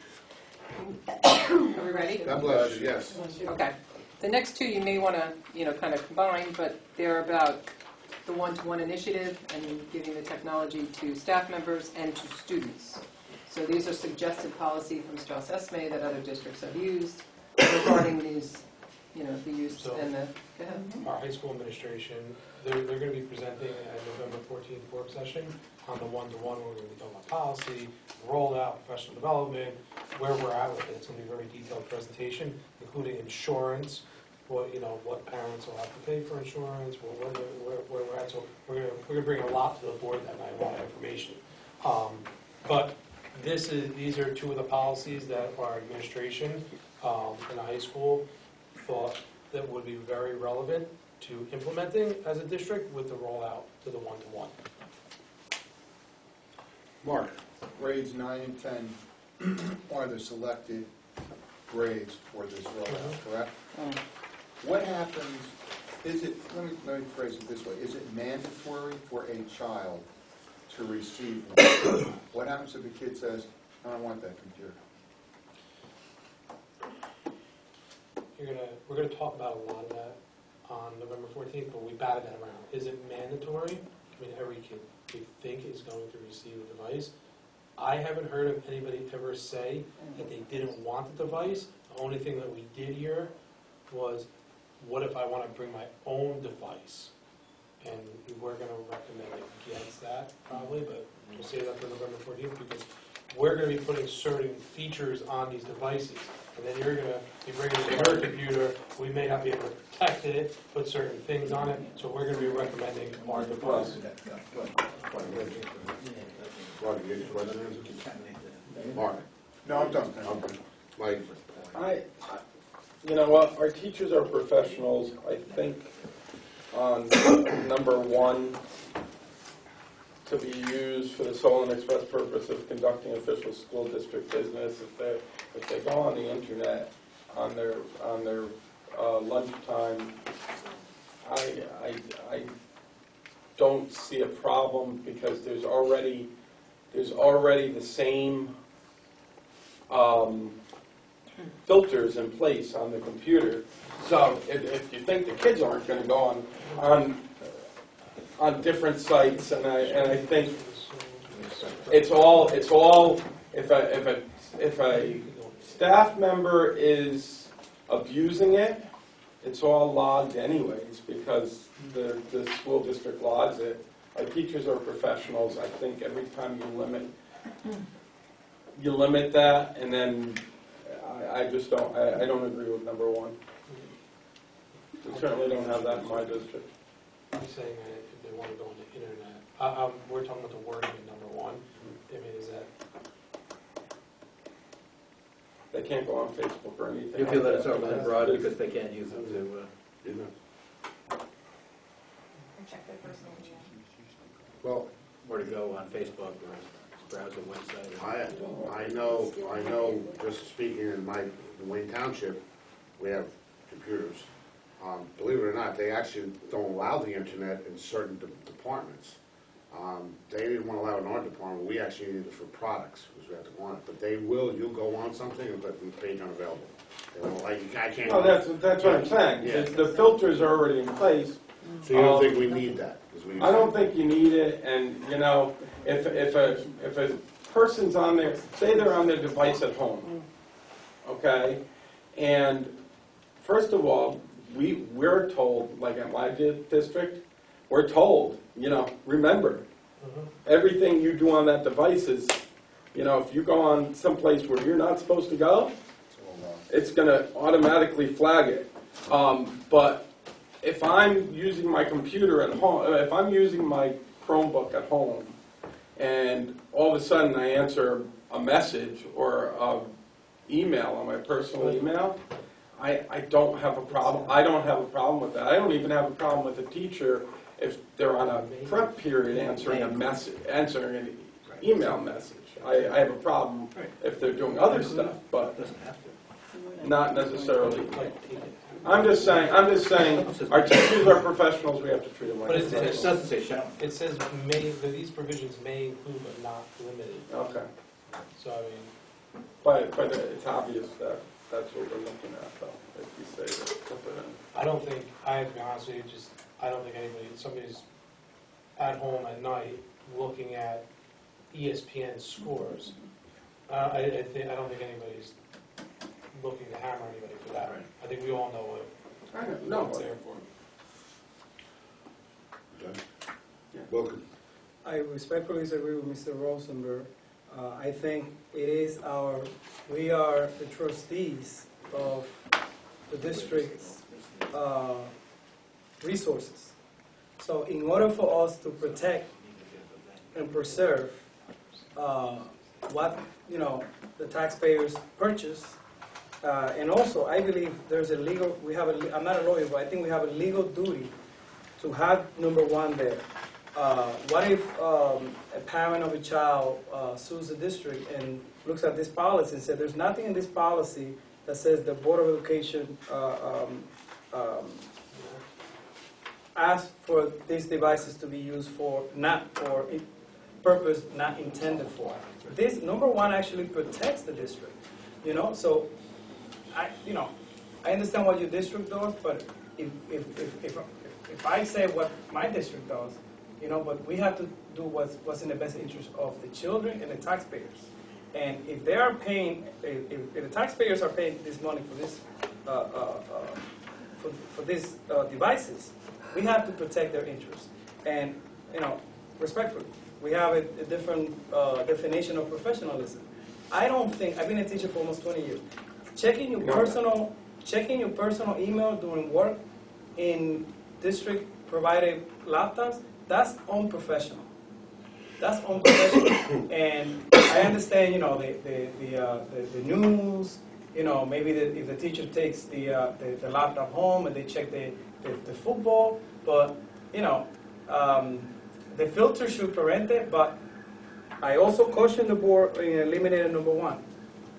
For this reason, there have been, I can't cite any district, I don't want to cite any district in particular, but there have been, when we say staff members, yes, our teachers are professional, but staff members does not include just teachers. Staff member may include chief custodians, may include technology people, may include people that work at night on these computers, and there have been cases in New Jersey where district employees have been caught seeing obscene, I don't want to say the word, obscene XXX material on the computers. So I want to protect the interests of the children and the taxpayers that send us here. So I Our think filters don't pick that up, that's a big problem. well, we have to protect the interests of the district, and if we eliminate number one, we are putting ourselves in legal jeopardy. And I'm not an attorney, but not everybody who's going to utilize the technology is a teacher. Emily? I'm not going to comment on that conversation, but I did want to ask about. I'm so kind of Very good. I wanted to ask the administration when we were thinking about policy for the one-to-one initiative. I'm not sure if this falls under policy, practice, or something you're considering, but I'm concerned about students who are going to get these devices, be assigned homework that they need to do on the internet with their device, and then don't have internet connectivity at home. So make sure to see if there's some kind of program where they can rent hotspots if they have financial need, or some kind of We partnership. talked about putting a resource guide as well to like all places in town that have Wi-Fi if they have to go to access it. But yeah, they're working on it at the high school. There are districts doing that. Yeah. We talked, Yeah, I just, for equity issues, I know. to have children who can't afford internet at home have to go to Starbucks I or the library. I'm just saying, I know. It'd be nice to have some kind of program to provide hotspots for children in need. If we're going to put all this money into the devices, why not just spend a little bit more to get them connectivity at home like everybody else? Well, we're discussing it. Thank you. Elise? I just want to say that, don't take this the wrong way, but I think it's very unprofessional that their spacing is incorrect when they send these policies out. And I hope that when we get the real version of the policy that the items are lined up correctly. I think that's, when I see stuff like that, that really drives me crazy. Yeah, so. And the English teacher didn't even say a word, she must be. She's sleeping. No, I didn't say she was sleeping, but I It know was a that. pronoun agreement that was Listen, annoying me, but I You'd just be kept very quiet. proud, my daughter's an English major, and she criticizes me all the time. I know. Why I have her look at all my stuff there. I understand. All right, are we all in favor of moving this, These two? these two, we're gonna probably revisiting it again. Comment real quick on that. Go ahead. Is it possible if the Shared Services Committee can look into what Dr. Cohen stated as far as collaborating with the borough? Because I did hear that Mayor Peluso, I actually heard Mayor Peluso recently made a comment on providing hotspots for certain residents who may be of low income. And I think thinking about equity as a board and as a district, having that in the back of our mind serves every child. Well, I know the administration's been working on that. I know Mr. Marcia has been in contact with Mayor Paluso, but I will reach out to Mr. Van Krunigan through Brooke, and we'll see if we can get it on up. Let me just work with the one-to-one team in high school administration, because they may already have this all figured out already. So, but I will talk to them. Main thing was getting the policy through, and then we'll get there. I just have one more question, because on the teacher one, it says something about returning the item when you quit or when you retire or whatever. But on the student one, I didn't see where it talks about, like, When I they don't know if they're graduate. going to returning it at At the end of the year. school year. Right, I don't know if that should be reflected in there, that the device is expected to be returned in the same condition, with reasonable wear or whatever. I think you're going to see that on November 14th. Right, It may right, not but be, you I want think it in the needs- policy? I think that needs to be, because I think that has to be our policy, if we're giving it to them from, let's say next year, from September 5th to June 20th, then, I think it should just be in there, for the duration of the school year, it has to be returned. You want, at the end of the school year, that it has to be returned, is that what you want? Well, if that's going to be the policy that they're going to collect them, Okay. like they're It not might going be to let number them keep 3 them where over the summer. it says the device is loaned by the district. Yes, but You it might doesn't want- say that you're Yeah, giving no, I'm it saying back. that might be where you Because want the to get teacher it. one specifically gives a date when you have to return it. So add number 3 at the end of the school year. I got you, welcome. I have a question for Ms. Franco. What about high school students that may have summer assignments and they want to do it, the following month? They're probably going to have to do it on their home computer, because we're going to have to, Or the library. update them, clean them out. We want to put the most up-to-date stuff on them, so we want to collect them. Plus, we also want to prohibit everything we were talking about, number 1, about, there's going to be a lot of idle time to just search and do whatever you want on there. So the summer assignments are limited compared to the school year, but we felt it was better to keep them during the summer, update them, clean them, make sure they're good. We also felt that the more time that they are home during the summer is a higher chance of them getting broken or something bad happening as well. But we tossed that back and forth. And that's like common practice. Mike? What's the timing? Because I think we're putting the cart before the horse a little bit. I think we need that November 14th meeting to make sure that everything that needs to be in policy is in policy. That's why this is here. Okay. We're timed perfect right now. Your first reading wouldn't be until the November meeting anyway. And then so- you Second change meeting it, in and then you December. change it. Yes. Second meeting will be December. It'll go into effect. So it it'll could go be into changed, effect so it could before be the changed holidays. after the first reading, correct? Absolutely. Attorney? I mean, you can make a change. If you make a substantial change, you have to do another first reading. I don't see us making any substantial changes other than the one word about returning. One word's okay. And Returning. the first reading would happen after the November 14th meeting, so Right. Yeah. it should be Okay. changed prior to. I'm just, because Oh, yeah. it seems like there's still a bunch of stuff in there. That's why this is lined up to exactly where, and there's other policies that hit the one-to-one, but they were all done. already. So if it needs to be changed, we'll change it before the meeting, before the first reading at the meeting. Yeah. Well, because To comment on what Mr. Rosenberg stated, we don't, correct me if I'm wrong, we don't have a workshop meeting, we don't have a work session in November, right? November We have a work session. in But we're November. going to dedicate, what I would like to do at that meeting, and we've all talked about this before, I'd like to dedicate that meeting to them giving their one-to-one presentation and asking any questions at that meeting, and less getting into the agenda. You'll have the agenda ahead of time, and less getting, I'd rather you just email me questions and us be able to respond to those questions and spend a chunk of that meeting with you on the one-to-one rollout. I think that's going to be really helpful. But just in case there are changes to, for example, this policy, I think the district should foresee comments from board members. you know, for example, if there's gonna be a change, we should discuss it during the work session.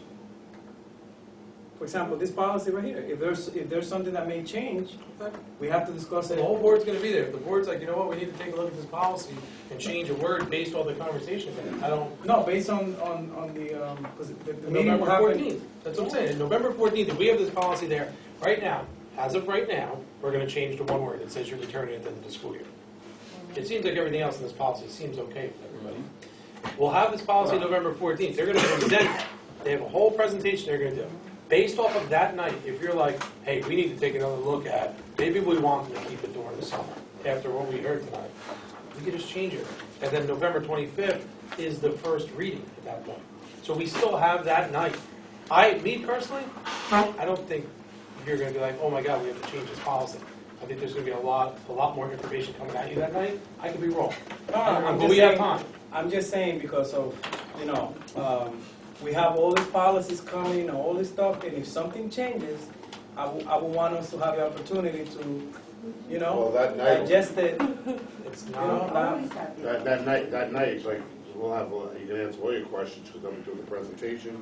And as Paul said, unless we're revamping the entire policy, we just changed a couple words here and there, we can go to first reading November 25th. So it's actually, this lines up very well. Yes, Mike? I have one more question on number one, I'm sorry. That's a question, ask the question.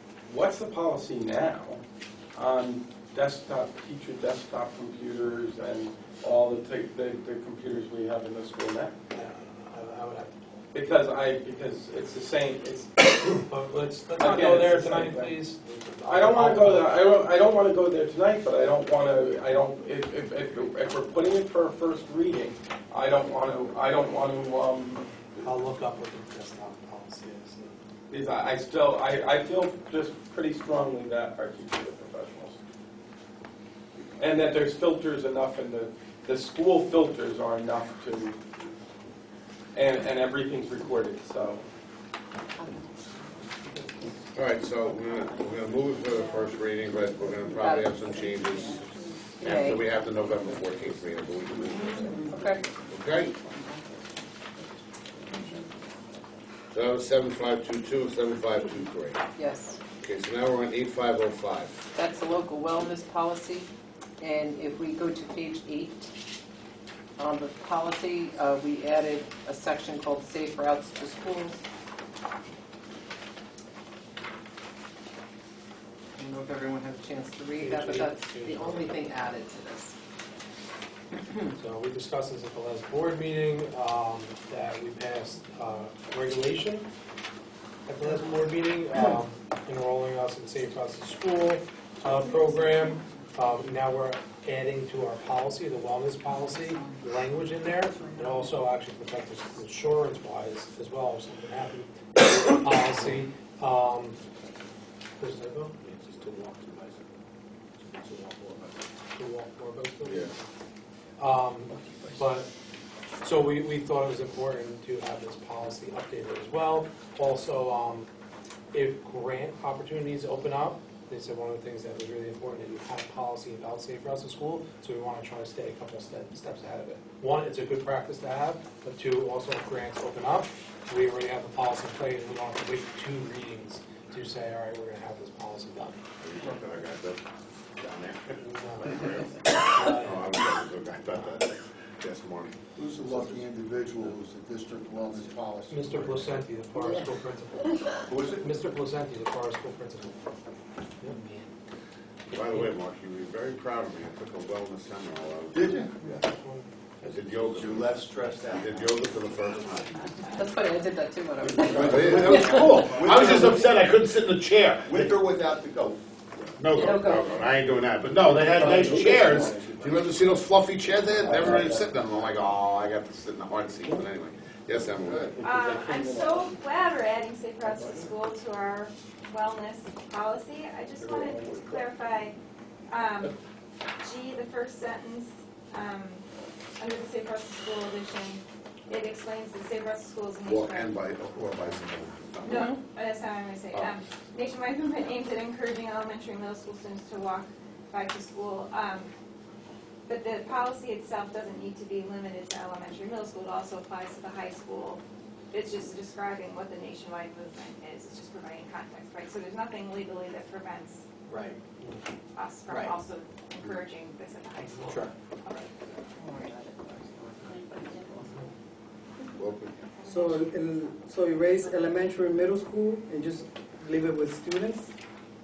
Just leave students, since it includes high school students as well? That's Dr. Cohen?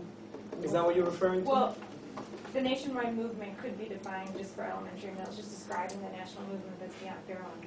But eliminating elementary and middle school would still be accurate, it's just not as specific. So if we wanted to cross out that language, just to make our We own can just say policy. all students. if I you support this policy, but Just say all students. the paragraph before the last one, I'm a little Which one? unsure, where it starts with a student walking on page 9 of 9.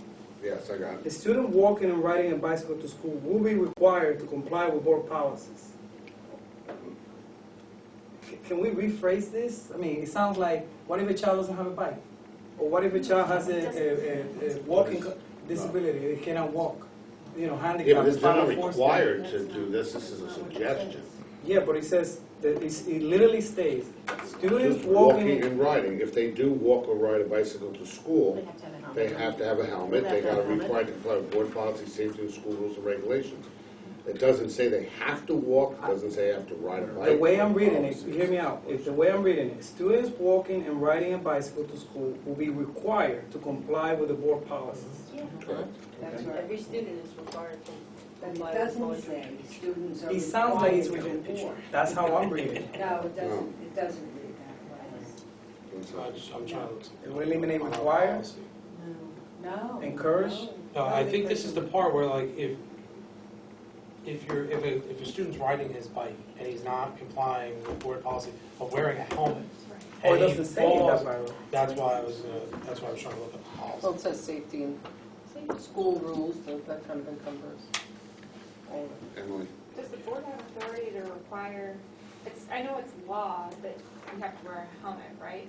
If you're riding a bike, it's state law. If you're in a certain age, yes. Okay. Yeah, we don't have authority to discipline a student for off-campus conduct, though, typically, so. I mean, we can do it while they're on our property. So if it, If they don't wear the helmet and they come on through the top without a helmet, yeah, we have a right to do so. but if we see them riding off in the distance Which I without a see every helmet, day. there's nothing. Right, nothing much. Every day I see it. Other than yell at them. You know what, the board is aware that there are requirements of wearing helmets? Yeah. Parents are. Yes. Yeah. Seen a lot of middle Mark, school students not Mark, wearing you'd be amazed, I'm just saying that what sometimes like kids do, and, then eventually the parents, sometimes they do their parents, but like, I've told parents that your son is driving his bike without a helmet, and I know it's required.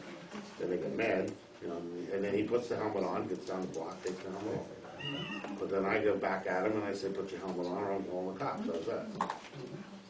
So, I'm saying that way I'm reading it, but they're reading it wrong.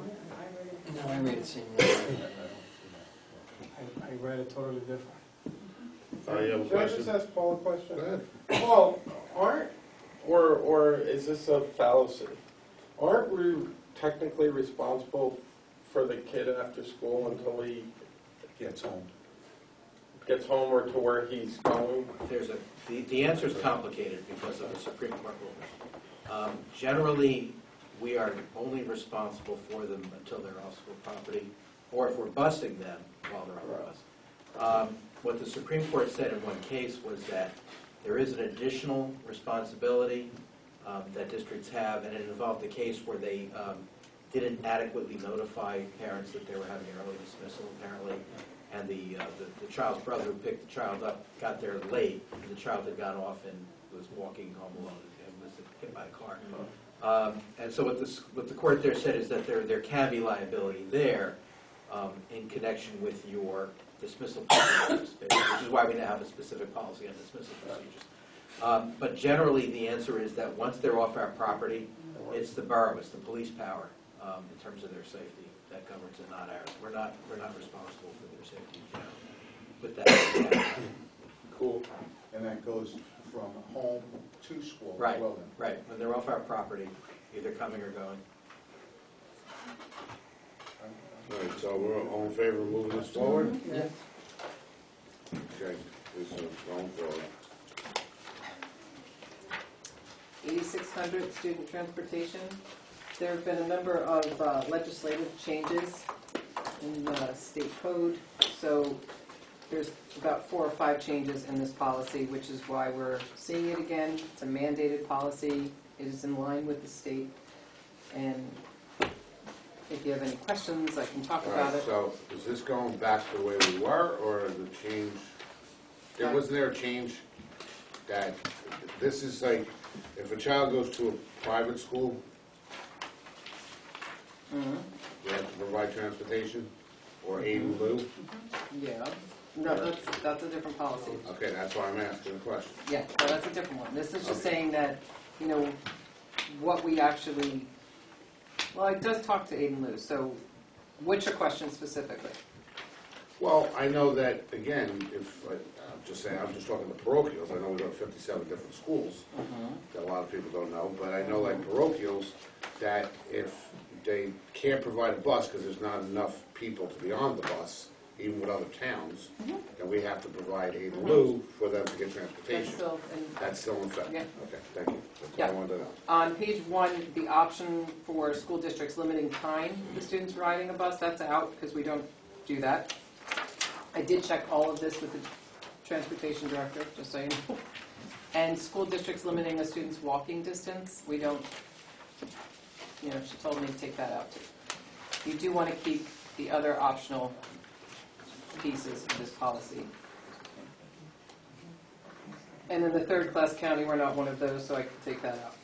Yeah. Yeah. Everything else stays. Yeah, that comes out.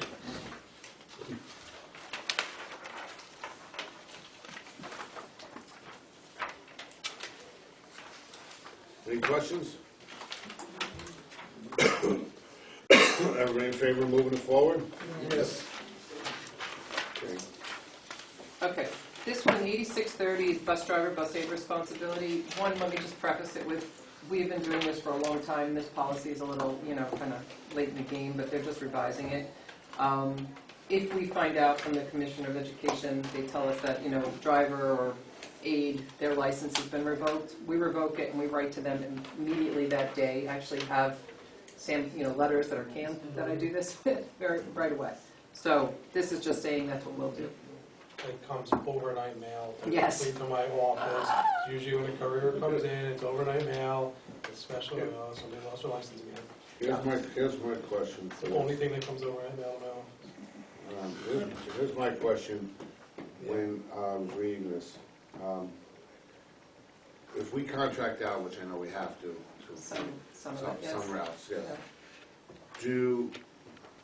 Does that company get a copy of this policy, or are they governed by this policy?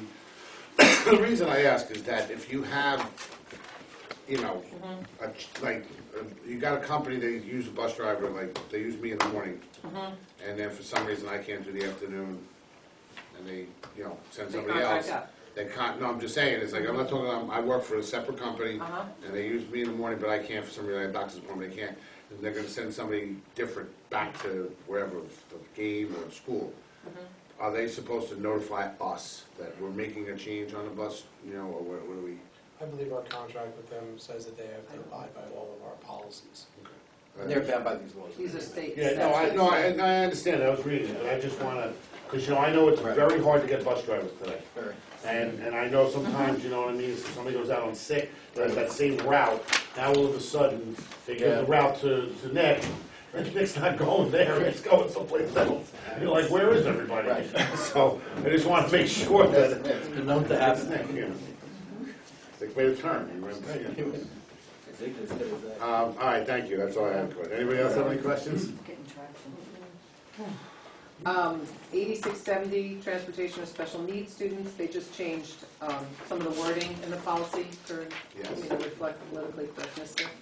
And that's basically what this is. It'll probably change again next year. All right, so we're moving both of those forward, 8630 and 8670. Anybody have any questions? All right, 9210. Yeah, the parent organizations, we're revising this because they updated it to actually have, I think it's the superintendent is allowed to, or designee, right, rather than board approval for parent organizations, as to what they want to do, the activities, coming into the school soliciting money, they can go through the superintendent, they don't have to come for board approval. So, that's what this is saying. Anybody got any questions? Yes, Emma. So, Paul, it's understood parent organization also includes like parent-teacher organizations, so their PTOs, teachers can be members, right, or they are members, so Right. it's encompassing of Yeah. that. Yeah. Okay, and then,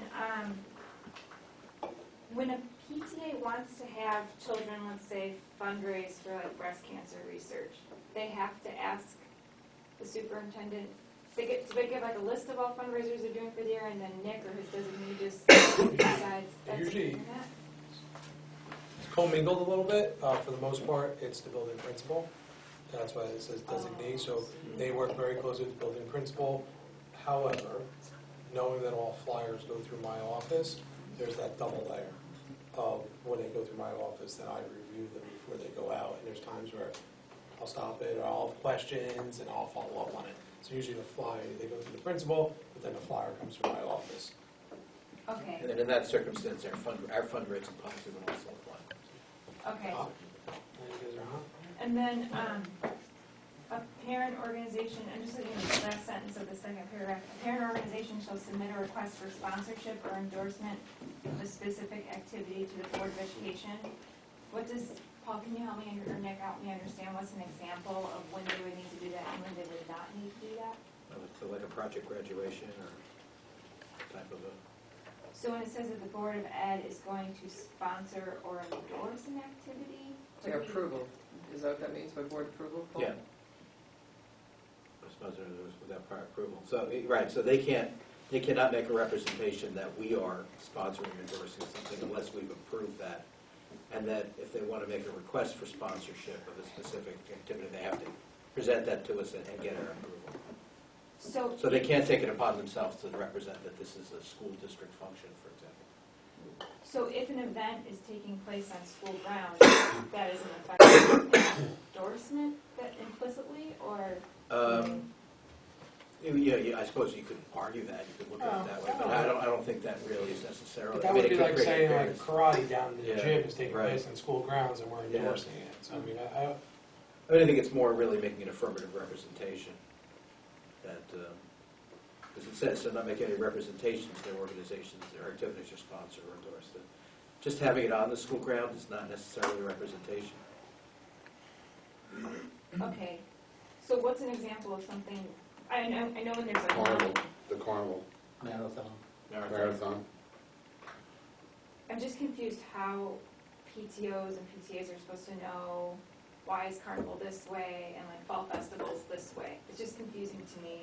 When does one have to be approved or sponsored or endorsed, and when do the others, they just kind of work it out with the principal and that's it? Well, because, correct me if I'm wrong, but like Carnival and Marathon, they're looking for sponsors to help support the cause and pay for the thing. Where the Halloween bashes, there's been 3 of them already, they're through the school and they're just really activities. Yeah, they're just doing it for the kids and everything else, and whatever they make goes into their fund. Where, like I said, like the Carnival, I know I've sponsored at the Carnival and at Marathon, and other people, Columbia Bank, and that they're looking because they want to help fund that, cover costs. It would be helpful to review the fundraising policy, not like right this second, but for our 2020 year, something to do with a future policy committee when that's what I do, just to review the fundraising in tandem with this, just to be super clear. I think it might be helpful to me at least. And then, just my final thing is I don't understand how the board, the final paragraph, we withdraw recognition from any parent organization. How are we giving recognition in the first place so that we would withdraw it if something egregious happened, which I don't think it would, but it just raises questions about Is how. there a policy? Yeah. Yeah, there's a policy on. Ideally, that we would have a formal action doing that. There should be a resolution. If we're going to actually bestow recognition, the best way to do that is through a resolution, so that there's a formal board action, and then you can take another action to rescind that. recognize donations, but we don't, do we globally Right. recognize? We may not. PTAs? Yes, there's, Elise? there's a list in one of our policies that's, we recognize the band parents, we recognize our PTAs, we recognize like the parents of athletes. Those are, but like if the fencing parents want to get together and have a dinner for the kids that won the fencing meet, that we don't have to endorse that, or we don't have to sponsor that, or have anything to do with that. But if a parent, but there's like 5 or 6 actual organizations that we as a board said, yes, create this organization and go out and do good works for the schools. But there's, a lot of This people. policy. Well, but it's not, but the. It's not listed, but it's, if you go to Stars Esme online, you got PTA council, sorry, I didn't raise my hand. PTA council, all the school PTAs, It's a bylaw. special ed, Friends of Music, Parents for Athletics. But it's not on here, I guess. It's a bylaw. They're saying you don't have to because it goes to superintendent for approval now. So that you don't. I mean, have to and list all of arguably, it. although a resolution's ideal, you arguably don't have to have a resolution. It says we can withdraw it at will, but technically, if the board is taking an action, there should be some formal action to withdraw that recognition, even if it was not maybe necessarily expressed. We just, and here it is, because it's in the bylaw. So, probably. I got your hand up. Resolution. But, there's some gray areas there that maybe, Okay, so I'll just make the global recommendation that in 2020, we maybe look at this policy in light of other policies and just make it consistent and clear for everybody, just to be able to move forward. No problem. Yeah. Wilkin? Thank you, Mr. Barolo. I agree with Dr. Cohen. This policy for me is very confusing. I don't see a clear distinction between what would be a board. I know they use, some of you cited specific examples, but in this policy, I don't see a clear distinction between what would be something the board would approve and what would be something the administration will approve. I think it's confusing to me as a board member, and I'm thinking about the liability for the district. Like, I understand day-to-day mundane things, flyers and this and that the superintendent will have to approve it. But I don't think we as a board should should delegate our fiduciary responsibility to approve. To approve, and I would like to see what other districts do in regards to how they view their approval of primary organizations, and I would like to see further research on this. Let's pull it and look at, see what some other 9210 policies look like. No. I'm not talking about. Oh, you said the number of the policy. Yeah. Oh, I thought you said Pull it and see 9,000. what other districts are The policy doing. number is And 9210. Okay. see, if everybody's got the same exact template, then that's a bigger discussion. But if not, if we're like, oh wow, this actually lists what the administration's responsibility is, but let's just pull it, it's not mandated, it's The revised. reason I'm saying it is because, what if, it puts us in legal jeopardy as far as if we, I'm not an attorney, but if we co-sponsor an activity and a child gets hurt, if I'm not on the board and I'm just a parent, and my child was hurt, and I am prone to I'm a person that looks to sue, right? And, think about being the devil's advocate. If a parent wants to sue, if a parent finds out that the Board of Ed will sponsor an activity with a PTL or any organization and a child gets hurt, we're on the hook for a potential lawsuit. And, I don't know the books of the parent organization. I don't know how they administer their money. And I don't know how much liability insurance they have. No. So I feel that the language in this policy, it's not in the best interest of the district. We are pulling it. We're going to pull it, but just. Pull it and we'll revisit it after we do some I got research. this, Eddie. Correct me if I'm wrong. I think anything that you do with PTAs and PTOs on the school property, you're liable to lawsuit, and no matter whether we sponsor it or not. The other night, like I said, I'm not saying, I've been to 3 Halloween bashes, or whatever you want to call them, and one the other night was mobbed, and the kids had a blast, but this kid's flying all over the place, and the kid runs into a brick wall and cracks his skull open. You know the parents are going to say, oh, this was wrong, there was paper on the floor, somebody should have been cleaning it. I'm just saying. So I have no problem pulling. I understand what you're saying. I'm just saying, but I don't think you're ever going to be, completely off the hook because That's why we have parents. insurance. Yeah, well, I'm just saying. Am I correct? And the or not? PTAs have insurance. So I'm just we're going to pull it. I'm just going to let Cindy say it, and then we'll just move along. Just to finish, I got you. as we pulling it, if the district, Mr. Norcia, can do some research in terms of what do we need to put in there to protect the taxpayers from a potential, yes, anybody can sue in this country, but what can we put there to protect the interests of the taxpayers? Because even though people can hit a wall, I want to make sure that if any organization does an activity in the schools, we are protected, and we don't have to go to the insurance and pay and raise the taxes. That's why I That's not how that works, but okay. Cindy, then Mike. Correct me if I'm wrong, but don't we have a listing on one of our agendas that has every single activity that every school is sponsoring for the entire year? Yeah. And we vote on them. I have a couple. Yeah, just real quick.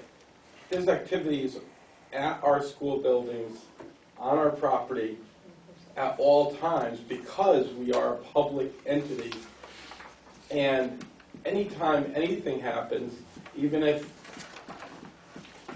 the fire department has a wet down on our property, for example, which has happened,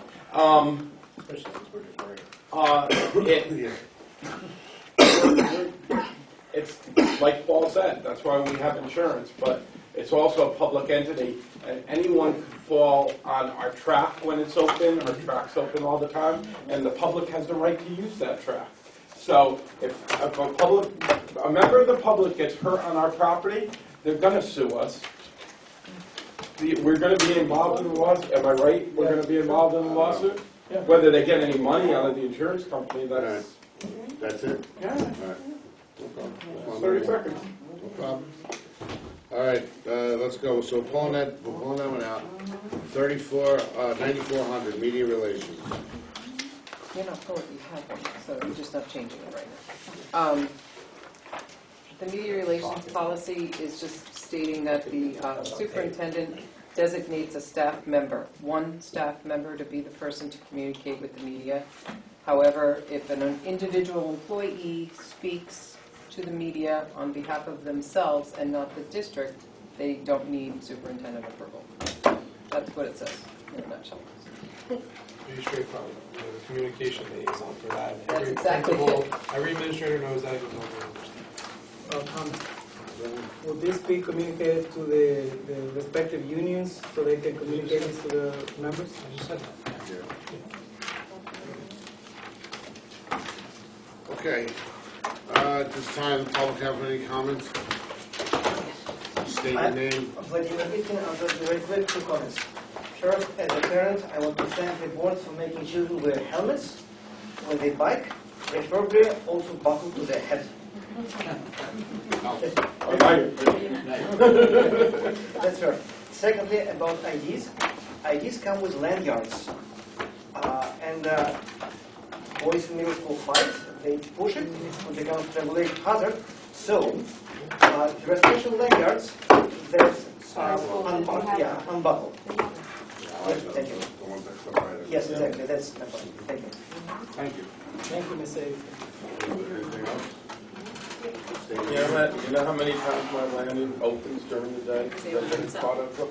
John Gallup, -19 Ave. The feeling about limited comments, that first policy you had, or whatever policy it was. I was at the last meeting. The meeting went way too long, and if you want community members here, if it continues this way, people are not going to be here. and that's my personal opinion. I sat on the board, and I know sometimes it goes late, but the other night was painful. It was a very painful meeting for me. And I just want to say that the way people were acting was unprofessional, and I just, as a community member, I did not like that meeting at all. And I just, if you want people here, you need to change the way the board is acting.